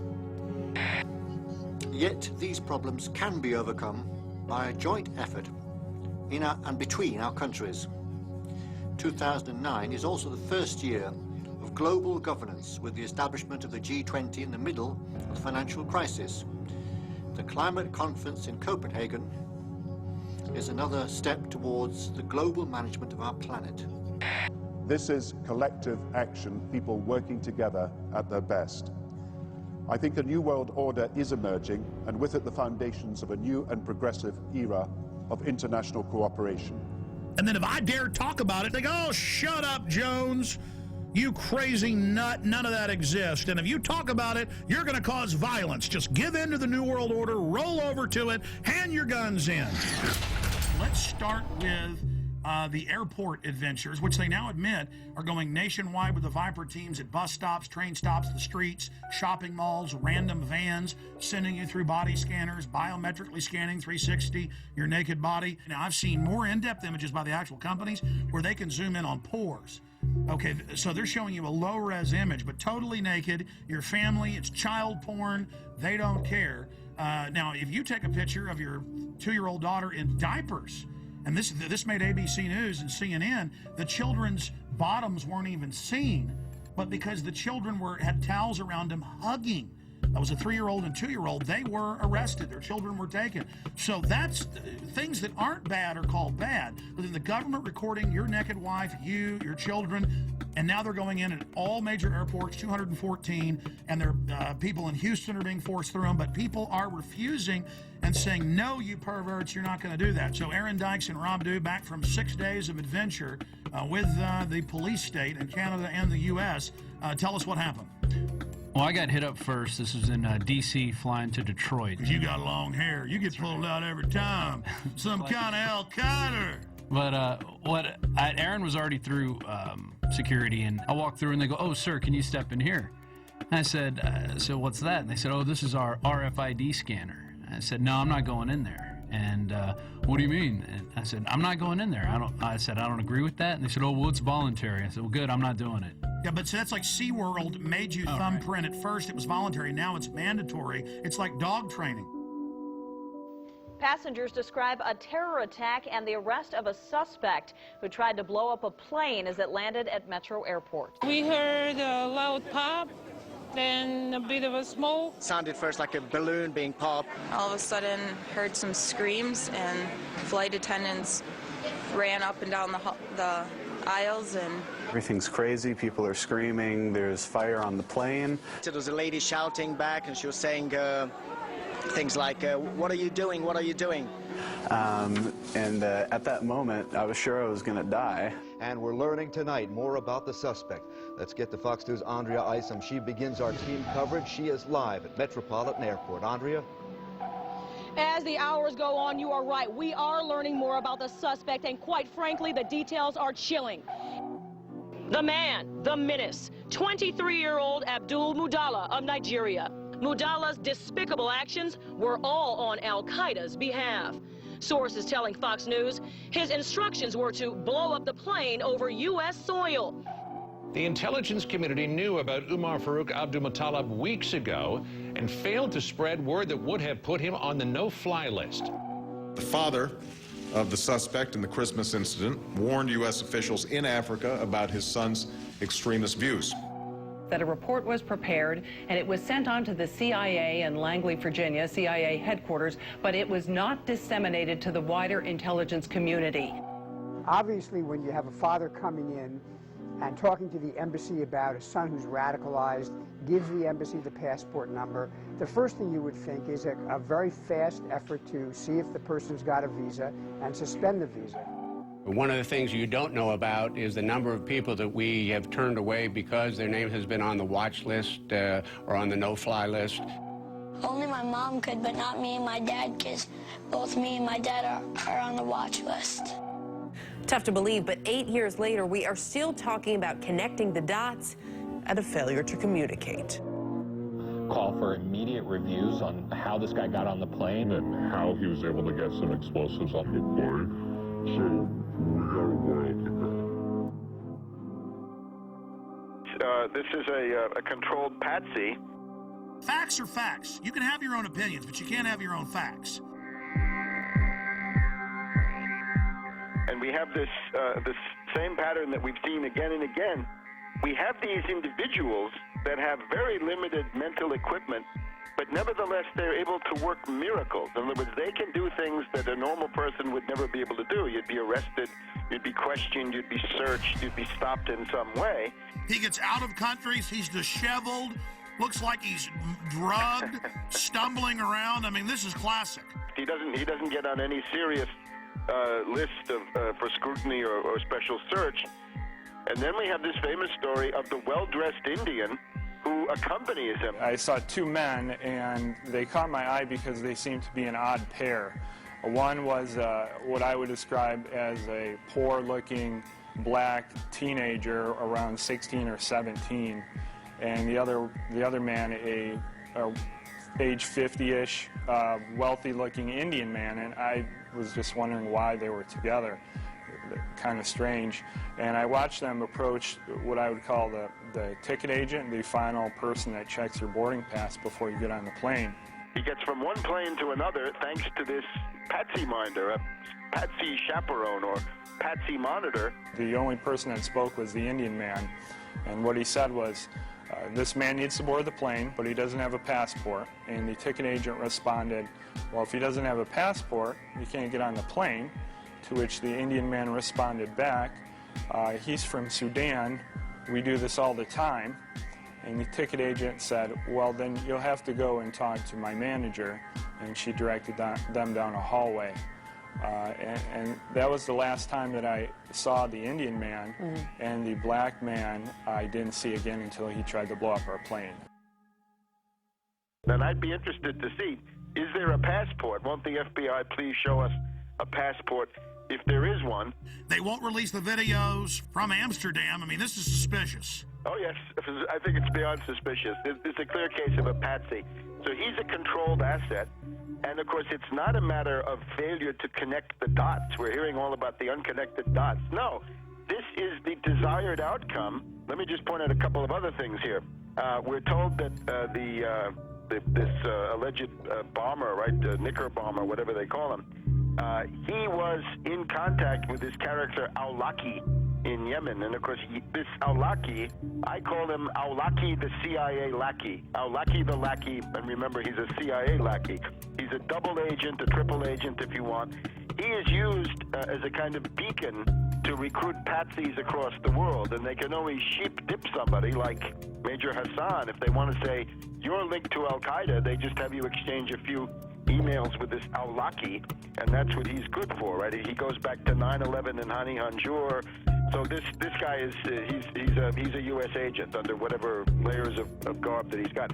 The other thing is, how was this young patsy Omar Farouk Muttalib, how is he radicalized? And I think we're getting some pretty good indications that it's this Brixton Mosque, Finsbury Mosque axis in London, the school for patsies, the British patsy. Which, by the way, 6 months ago, I remember it, you predicted we'd see plane bombings out of that mosque.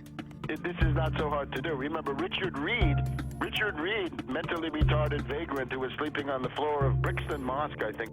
He was given the same PETN explosive by somebody, so that's what this Omar Farouk was given then, allegedly, once again in Yemen. So you can see it fits together, and it all comes from these same places. There are reports today that the Christmas Day body bomber met with an American-born radical cleric, Anwar al-Awlaki. He's believed to be living in Yemen, al-Awlaki is. He's not only been linked to al-Qaeda in the past, but he reportedly exchanged emails with the suspected Fort Hood shooter, Nidal Hassan, before that shooting massacre in Texas. I would also point out that the security company at Schiphol Airport is ICTS, which is a Israeli-owned firm. They were the same firm that allowed Richard Reed, the shoe bomber, to board the flight, the American Airlines flight to Miami. Same explosive material was found in his shoes as was found in Mr. Muttalib's underwear. They ignored the threats on purpose. Obviously, this, we had a lot of people sitting at home over the Christmas holidays, families gathered around a television set. Another terror attack, huge problems for travel now. When we talk about screenings at the airport and other protective mechanisms along the way, what should we be doing that clearly we're not? The scanning machines that we currently are beginning to deploy in the U.S. that would give us the ability to see what someone has concealed underneath their clothing. These body scanners are the key with, like, these different psychological syndromes where people serve the abuser. Yeah, because that's what you have to get in as to where this is going. It's not fun. It's degradation. It's the dehumanization of individual.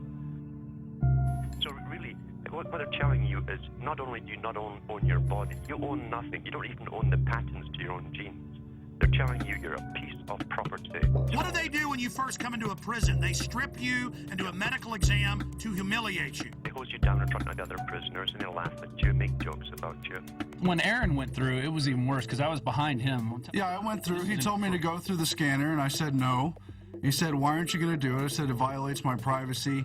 And this is what happened. This guy got scared. This guy was physically bigger than me. He was athletic. He started shaking when I said no. You think it doesn't matter to... Well, because it's a delusional world. He thought he'd found a real terrorist. Yeah. He was shaking, visibly shaking when I said no. And he tried to trick me to go through it again and told me they were going to body wand me, which they ended up doing. And then he tells me, oh, because I don't like it because it violates my Fourth Amendment, I read too much. Oh, you're one of those who reads too much. And you said he put his hands on you. Oh, yeah. Oh, yeah, he grabbed When I said no, like this. He started shaking. He didn't know what to do, and then his first flinch reaction was to grab my arm and try to pull me through the scanner. It was absolutely crazy, and you got women apologizing to the agents. I'm so sorry, I forgot my mascara and my lipstick. And the Fourth Amendment says if you're going to search, you're not only going to have a warrant, you're going to say specifically what you're looking for. But it's not specific. It's liquids, it's lipstick, it could be shoes, it could be... Breaking the will of the people. The real purpose of body scanners, and you scroll down, it shows the Nazis and others strip searching women in World War II. I'll tell you what I would do personally. I would just take photographs of all the mass graves of World War II and the Soviet Union, of all the naked bodies, and have big placards of that. And Genius. And saying, we're not going to end up like this. No, thank you. Great idea, pointing out that they always strip you down before they kill you. I mean, it's a real act of submission. Do you agree with me that this, telling everyone you will be naked body scanned, is a key point in our conditioning and we must resist it? Oh, absolutely, absolutely. It's an ongoing process of personalization, dehumanization, and getting the public to accept the fact they're nothing but cattle. Once you're on the plane, you're coming into Detroit, What happens next? The pilot comes on the speaker and he says we have 10 minutes to landing. Flight crew, take your seats and buckle up. A flight attendant walks by my seat, mumbling to herself, something smells like smoke. I looked up.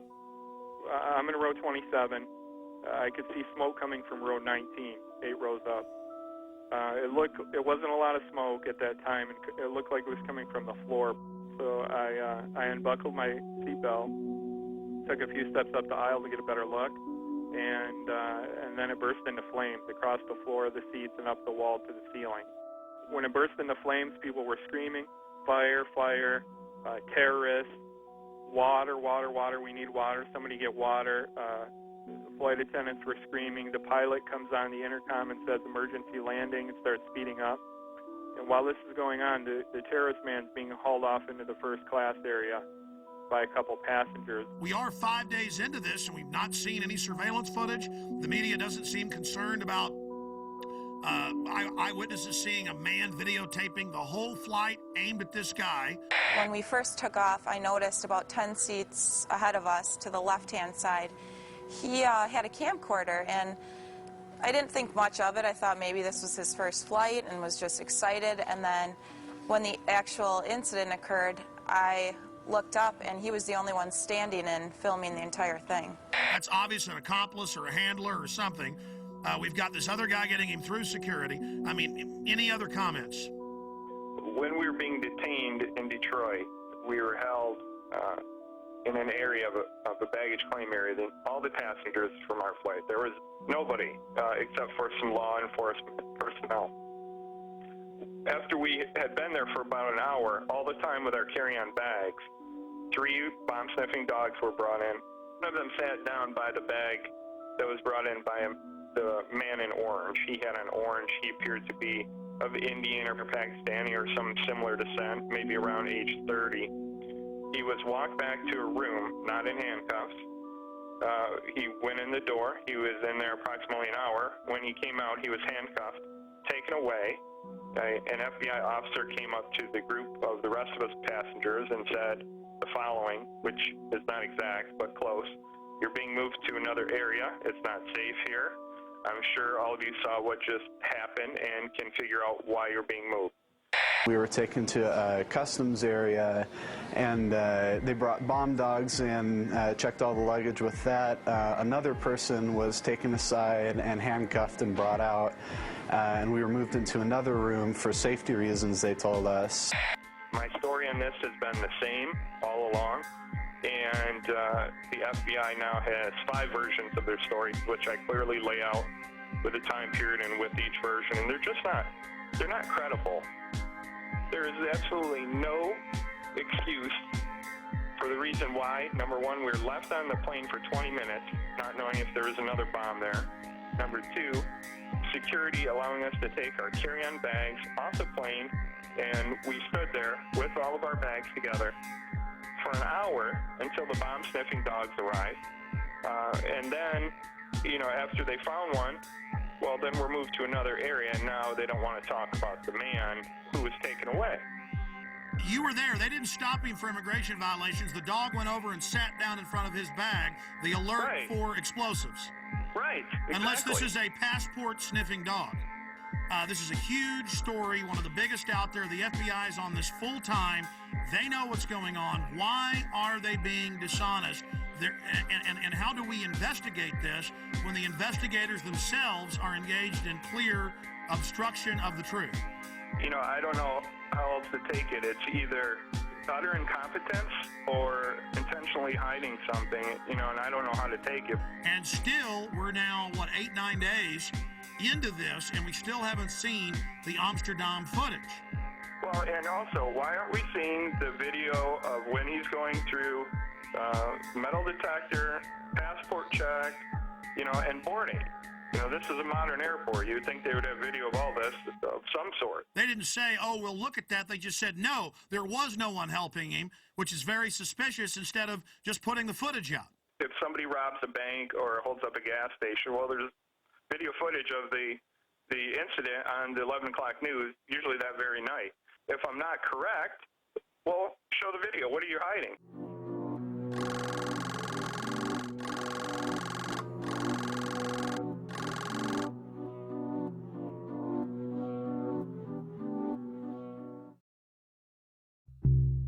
Well, now, Sunday, it came out, 5 days ago, 6 days ago, authorities were watching different Nigerian on Christmas Day flights, CNN. What a way to take a huge issue and just kind of put it out there like it's milquetoast. Okay, there was somebody else. Yeah, they did arrest him, but we're not going to talk about it. Kurt, there's a definite cover-up, and you've been vindicated in triplicate. Not only that, but I don't know if you caught the ABC News article that came out over the weekend. There were a couple sentences snuck in the bottom of this article about female suicide bombers. I don't know if you caught this. No, tell us. I'll read it to you word for word. Federal agents also tell ABC News they're attempting to identify a man who passengers said helped Abdul Muttalab change planes for Detroit when he landed in Amsterdam from Lagos, Nigeria. Authorities had initially discounted the passenger accounts, but the agents say there's a growing belief the man may have played a role to make sure Abdul Muttalab did not get cold feet. Oh my God, you've been vindicated by them on that. But obviously they think the trail's cold now. They have all the surveillance footage. They were involved in a cover-up. Kurt, this is huge. Well, that was my take on it, but unfortunately for ABC News, they buried it in the bottom of a seemingly unrelated article about female suicide bombers heading here from Yemen. Why is this not front page news everywhere, number one? Number two, why are you burying it at the bottom of this article? Number three, why did you initially discount my story to begin with? It's not like I'm not credible here. And of course, they had COINTELPRO posing as the Patriot movement attacking you. All the usual suspects. I mean, it never ends, Kurt. We are, of course, going to get into the top story today. In plain view, as if it's no big deal, DetroitNews.com. Okay, it was a U.S. government agent that was the smart-dressed man that led Umar Farouk al-Matab, or the underwear bomber, on to the aircraft in Amsterdam. After a month plus of lying and saying that no such man existed, and saying no one else was pulled off the plane in Detroit, supposedly with a bomb. Now they've admitted that happened as well. Kurt Haskell, the lawyer, and his lawyer wife, they've both on record have been proven right with other witnesses. And you add how they were already getting in Yemen. That's now confirmed, Washington Post. They were planning to already launch a bigger attack, 2,000 troops there. And then right on time, right as the body scanners were scheduled to go in January nationwide. That was already scheduled, folks. They're saying on the news, oh, now we're doing this. Now, I went and looked it up. They were scheduled to go in the additional 214 airports. They were in less than 20. So although we have acquired these machines, they are not as widely deployed as they should be. In your current role as a consultant, do you have an interest in body scanners? We consult with all kinds of firms, including firms that do manufacture body scanners. You do have some interest in more sales of body scanners. As well as a lot of other security measures. But I would point out that I've talked about this for probably the last 3 years. Read what the scanners do to your body. And the TSA guys, again, you need to know why you're going to be dying in 5 years of cancer. Go ahead. And then we find this article about terahertz waves, which is what they use to do this scanner. This came in today. And according to one of their studies, I'm just going to read this real quick. Terahertz waves are in the electromagnetic spectrum between microwaves and infrared. And they pass through non-conductive materials such as clothes, paper, wood, and brick. They say the forces that are generated by these THZ fields are tiny and resonant effects that allow the THZ waves to unzip double-stranded DNA, creating bubbles in the strand that could significantly interfere with processes such as gene expression and DNA replication. So step in the microwave. And of course, the fools don't know that the reports you've pulled up and I've looked at, these things are leaking. But the TSA guys are going to love dying of cancer. Oh yeah, this is fun. Surrounding it, they're all around it. The thing's right there. Well, see, that's kind of the good thing, though. See, evil always gets judged. These guys make excuses. They're going to make excuses about scanning naked children, scanning naked women and men. They're going to make excuses about how it doesn't hurt you. They're the ones that are going to die first. 8 hours a day standing around it. And I'm sad for them, but this is what they want. This is what they get. This is a test of the emergency alert system. Let's go ahead and play the clergy response team clip. Now remember, before this became national news, we got the secret documents from pastors who've been recruited by FEMA. We posted the secret documents with FEMA phone numbers. Train your flocks to turn their guns in. Train your flocks to go to FEMA camps. Train your flocks to take forced inoculations. People didn't believe us, just like they didn't believe the MIAC report. Then, suddenly, local news began reporting it, but like it was a good thing. Now listen, will martial law ever be a reality? And the preachers are there being paid by the government, faith-based initiative now continuing under Obama, to tell their flocks to do what they're told by the authorities, and the government's biggest threat is the American people. That's a quote. So this is specifically the pastors getting ready for us to go to FEMA camps. And there's thousands of pieces of evidence like this, and Glenn Beck's saying it doesn't exist. Here it is. Law ever become a reality in America? Some fear any nuclear, biological, or chemical attack on U.S. territory might trigger just that. And as KSLA News 12's Jeff Farrell discovered, the clergy would help the government with potentially their biggest problem, us. From my cold, dead hands. Charlton Heston's famous declaration captures a truly American value, the overarching desire to protect our freedoms. But gun confiscation is exactly what happened during the state of emergency following Hurricane Katrina in New Orleans. U.S. troops also arrived, something far easier to do even now thanks to last year's elimination of the 1878 Posse Comitatus Act. That forbid U.S. troops from policing on American soil. If martial law were enacted here at home, like depicted in the movie The Siege, easing public fears and quelling dissent would be critical. And that's exactly what the clergy response team, as it's called, helped accomplish in New Orleans. Jeff, the primary thing that we say to anybody is let's cooperate and get this thing over with, and then we'll settle the differences once the crisis is over. Such clergy response teams would walk a tightrope between the needs of the government versus the wishes of the public. In a lot of cases, these clergy would already be known in the neighborhoods in which they're helping to defuse that situation. For the clergy, one of the biggest tools that they will have in helping calm the public down or obey the law is the Bible itself, specifically Romans 13. Because the government is established by the Lord, you know, and that's what we believe in the Christian faith. That's what's stated in the Scripture. Civil rights advocates believe the amount of public cooperation may depend largely on how long they expect a suspension of their rights might last. And see, here is Mother Jones. Should Obama control the internet? It says right here, Senator John Rockefeller, goes by J. Rockefeller, has announced they need to end the internet, that it's bad, and that private companies will have government hubs tied into them to snoop on everyone without warrants and to be able to shut down the web instantly. See, right now the government has to get warrants and go out and seize all the hubs. Here's another one. America's secret police. Intelligence experts warn the proposal to merge two Pentagon intelligence units could create an ominous new agency. And the head of cybersecurity just resigned 3 weeks ago, saying the Pentagon and Homeland Security are taking over the internet and it's a threat to freedom in America. So their own guys quitting, saying this takeover is happening. All the radio and TV in the nation under the emergency alert system in '96, under a federal law and executive order, FEMA is wired into the transmitters themselves and cable to take over all the systems and broadcast anytime they want. Before, the stations would tune to a signal themselves. Now that's out of their hands. All of that's going on. So see, they've got the preachers, they've got the citizens, they've got the military prepared for martial law, and they could remotely listen to you even when the cell phone's off. That's standardized the cell phones. And all telecommunications companies were given $9 billion total to put in whole floors for the NSA to move into. So the NSA doesn't tap the phone companies, they are the phone companies. Just like FEMA, on all radio, TV, cable, you name it, is already in control with hubs at the transmitter site or at the satellite uplink site. The last piece of equipment, this is in my film Police State 2000, by the way. See, I was sitting there talking to the engineer in 1996 at KJFK FM, and he calls me over and goes, look at this, Alex, they're ordering us to do this. Here's all the secret documents. We're not supposed to show this to anybody.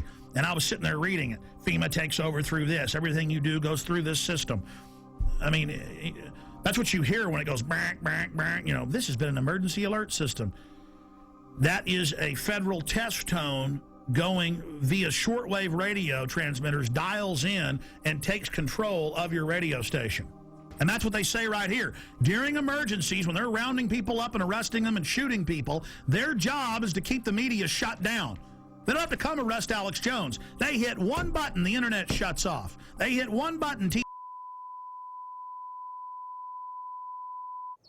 In the not-too-distant future, a self-proclaimed intellectual elite will rule every aspect of our lives. People in the world are content to stay as first or second level maggots. The economy is emerging from the recession. We have to keep geoengineering on the table. Implementation depends on motivation. An alarming and possibly catastrophic disaster. Already the path has been chosen. The design set in motion decades ago. Their endgame? Complete control. Water. Air. The economy. Population and even human logistics will all fall within their purview. The goal? To acquire all the natural resources of the planet and bring them securely under government control. All activities of mankind will be monitored, accounted for, and controlled. Legislation pretending to address concerns about the environment, national security, and financial stability will in fact be used to erode the very foundations of liberty and to enslave the population. This will all happen in the name of security and progress. Alluding to the notion that this is all for our protection, this will not miraculously occur overnight with the sudden proclamation of martial law. It has been happening incrementally for at least half a century. Every law enacted that truncates the Bill of Rights in the name of national security is another nail in our coffin. Through this type of increasingly invasive legislation, the systematic decay of constitutional law becomes inevitable. Thousands of years of building and rebuilding, creating and recreating so you can let it crumble to dust. Leaving our essential rights neutered and impotent. The Bill of Rights is reduced to a quaint antique collecting dust in a library somewhere, retaining all the potency of a fairy tale. Martial law, called a more politically neutral catchphrase, is practiced with an iron fist. The implosion of the economy has begun by design. The United States dollar is under attack and losing value every day, while the cost of living continues to skyrocket. New laws that will effectively double taxes are already on the books and ready to be implemented. Nothing has been introduced to help homeowners with their now default loans. But at the same time, money is generously given to bankers who give themselves huge bonuses. During one of the worst economic downturns in history and dry up loans to small businesses. All the while, the economy spirals downward at a free fall rate. As the citizens of the United States lose their ability to take care of themselves, the government conveniently steps in to save the day. Capitalism gives way to socialism, and then without much notice, into the neo-dark ages of the one-world government's total dictatorship. Once this task has been completed and the control grid is firmly in place, they can play their final trump card. FEMA counts. And by design, we will welcome the salvation with open arms. As any alternative will surely seem like suicide. Once we've been properly enslaved, they gain control over the rest of Earth's natural resources. Humanity. America, here's what you need to know tonight. I'm, basically a rodeo clown. If you have any kind of fear that we might be headed towards a totalitarian state, look FEMA trailers, FEMA prisons, FEMA camps. I want proof. If they exist, I want pictures. I lost sleep last night worrying about this story, thinking about this story. But when I see, 9/11 victim family on television or whatever, I'm just like, oh, shut Well, up. Yesterday we talked about debunking conspiracy theories. The only thing that I answer to is myself. And I just want to be able to look at myself in the mirror and also sleep at night. Glenn Beck, a year and a half ago, said that Ron Paul supporters should be arrested and that the army should be used against them, and that they were dangerous terrorists. I don't know your eyes open. I know it's probably like impossible. Or that's what I'd have you believe. You know, it took me about a year to start hating the 9/11 victims' families. I don't hate all of them. I hate probably about 10 of them. Any of these 9/11 truthers who I've been telling you for years are dangerous. Guy Fawkes. This guy was a British terrorist who tried to overthrow the government by blowing up Parliament and killing everybody in it. Paul's supporters called the donations, and I'm quoting, a money bomb. It's really not the way I would go, you know, tying my movement in with a historical terrorist attack. You're right. There's a strain of isolationism and anarchy in the American tradition, which Ron Paul is tapping into. I think it's very significant that he chose Guy Fawkes. There are plenty of, unfortunately, libertarian websites which are indistinguishable from the anti-American left these days. Yeah. So, totally in bed with the Islamo-fascists and have turned against this country. Turned against this country. This country. Where am I wrong? The Ron Paul Revolution. I think it's meant to be a catchy slogan, but I fear some of his fringe supporters are taking the word revolution too literally. What Glenn Beck is saying is a talking point being given out to the media. And this is going to drive the conspiracy theorists crazy. I have this. They're making me say this. Help. Because we were seeing Bill O'Reilly and Sean Hannity say it. We were seeing CNN hosts say it. We were seeing Joe Scarborough say it. And I said, that's a talking point.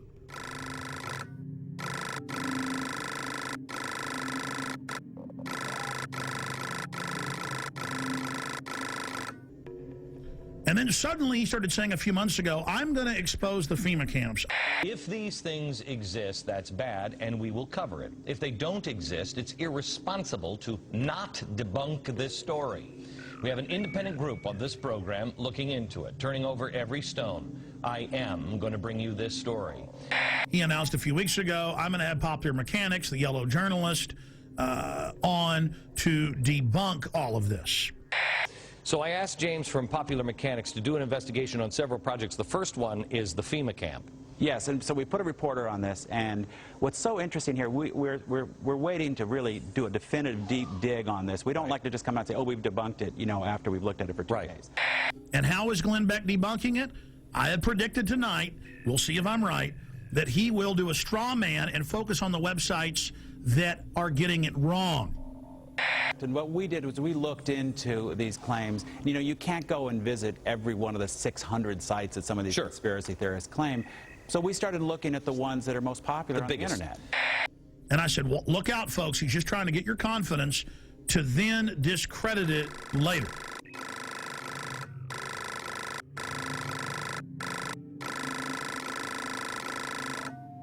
We mailed letters to Glenn Beck. I know people that work in his office. I contacted him and I said, here's the proof. If he wants it, we stand by to work with Mr. Beck if he isn't going to come out next week and say arrest all of us, basically, like he was doing a year ago. First of all, on the FEMA prison thing, I know we've been in contact with your office, and we would appreciate any help that you have. I want to make sure we're turning over every stone on anything, because there's a lot of crazy stuff that is being said about these things. And because Beck says he's been doing months of research, and they've been having trouble finding it. He's doing research, but he can't ever bring any facts, and he makes little jokes about, ooh, the government's going to get me, or, oh, I'm being censored on Fox, and calls us conspiracy theorists. And I'm predicting Glenn Beck is going to attack us this way. They're going to show the 1990s video of the closed-down Amtrak train system up by Chicago. So we started looking at the ones that are most popular on the internet. Okay, and let's show the video. First, show me the video that is on the internet. This is one of the so-called, I guess, a death camp. This is something where they're showing a so-called concentration camp. These are turnstiles. This is in a secure behind the fence. I don't know how they got this video when it was behind the fence, but they went in and got this video. Like so many of these things, the truth is actually fairly evident. This is an Amtrak repair facility in Beech Grove, Indiana. The woman who made this video initially claims that it's some kind of American Auschwitz, and they've outfitted buildings with gas, and they've got these strange turnstiles. In fact, it is a repair facility. They're going to do that, and then what they're going to do is they're going to show the photos that are all over the web in Mississippi and Louisiana of mock Bosnia-Herzegovina / Kosovo training camps, because the signs are in that, you know, Slavic language, where it has machine gun nests, checkpoints, barbed wire as a refugee camp, and they send the troops through for drills. Show me the pictures of, I think this is Camp Grayling. Do we have the picture of the watchtowers? This is pretty spooky. This is where Americans are currently being held, I believe they're saying. Well, people say all kinds of things, and these pictures have been floating around the internet for more than 10 years. Okay. In fact, Camp Grayling is the largest National Guard training facility in the U.S. They train Army, Navy, Marines, and one of the groups they train is military police. And in fact, one of the functions they train them for is handling prisoners of war in a battle zone like Iraq. And they're going to say, see, people said this was a camp. It's not really a camp. It's a place where they're doing drills. Oh, see, this is really just an Amtrak train track. We went out there, and yeah, it's got barbed wire facing in, but it's not really a camp. Do we have the video with audio? Because if we don't, I don't really care. The video with the audio about the boarded up buildings with the gas chambers. Do you have that? In yet another fenced area, we see a large warehouse building at the end, with the electronic turnstiles in front of it. Okay. That, they were putting gas heaters of some sort in there. Right, and what we found out is, first of all, one of those buildings has been knocked down. The other ones were upgraded. Their heating system was obsolete, and more than 15 years ago. What am I predicting Glenn Beck's going to do tonight? What have I been predicting for weeks he's going to do? He is going to come out and say, look at this. This is just a regular prison. And they're taking photos of it and saying it's a camp. Oh, look at this. There's a kernel of truth. They have introduced a bill for during emergencies to have FEMA places for folks to go. I mean, they've got to do that, you know, like Katrina. Oh, look at this. This is an Army training facility for a refugee camp simulation. Oh, look at what I mean, I know how they operate. I know how Popular Mechanics operates. I mean, I was right about Glenn Beck setting you up when he said he was going to expose the FEMA camps, and I said, you watch, he's going to debunk them. Well, trains, I believe Auschwitz had trains. I'm just saying, Jim. Well, once you go down that road, you can't really, if somebody's wants to be convinced of that, you can't really debunk that. I understand these people because he reads off a script, ladies and gentlemen. I know the sheet of music he's singing off of. I know the next line in the chorus. This stuff is scripted. So the establishment comes out and mixes some truth about FEMA camps and things, then makes jokes about it, mixing it in with patriots and gun owners are dangerous. He's currently doing that. And then people some of them get fooled by that. I challenge Glenn Beck. You claim you've been doing research for weeks on this and you can't sleep. Okay, buddy. Everybody's going to email you, your radio show and Fox News, the last 45-minute piece we've done. Your little staffers can watch that, and everything there can be Googled, pulled up from government documents at the Army.mil and FBI and everywhere else, and then you'll have a clear picture of what's being set up and how they now have to orchestrate an economic collapse to get us to accept this as society breaks down.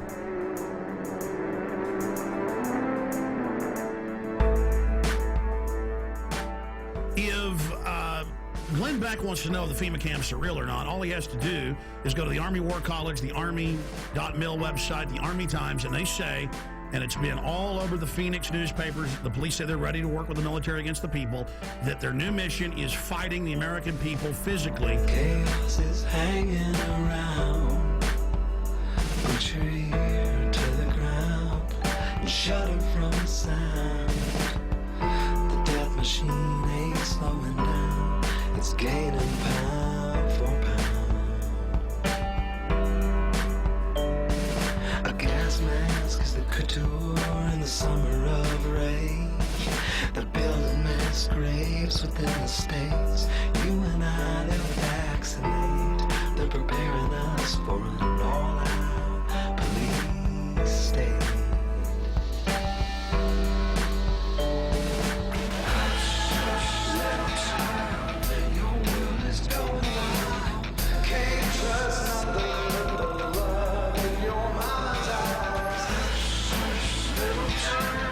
Salvation's in your smile.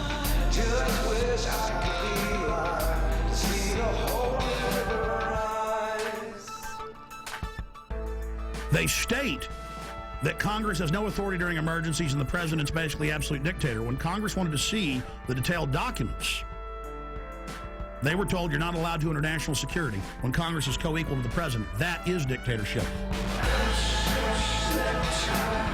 Your world is going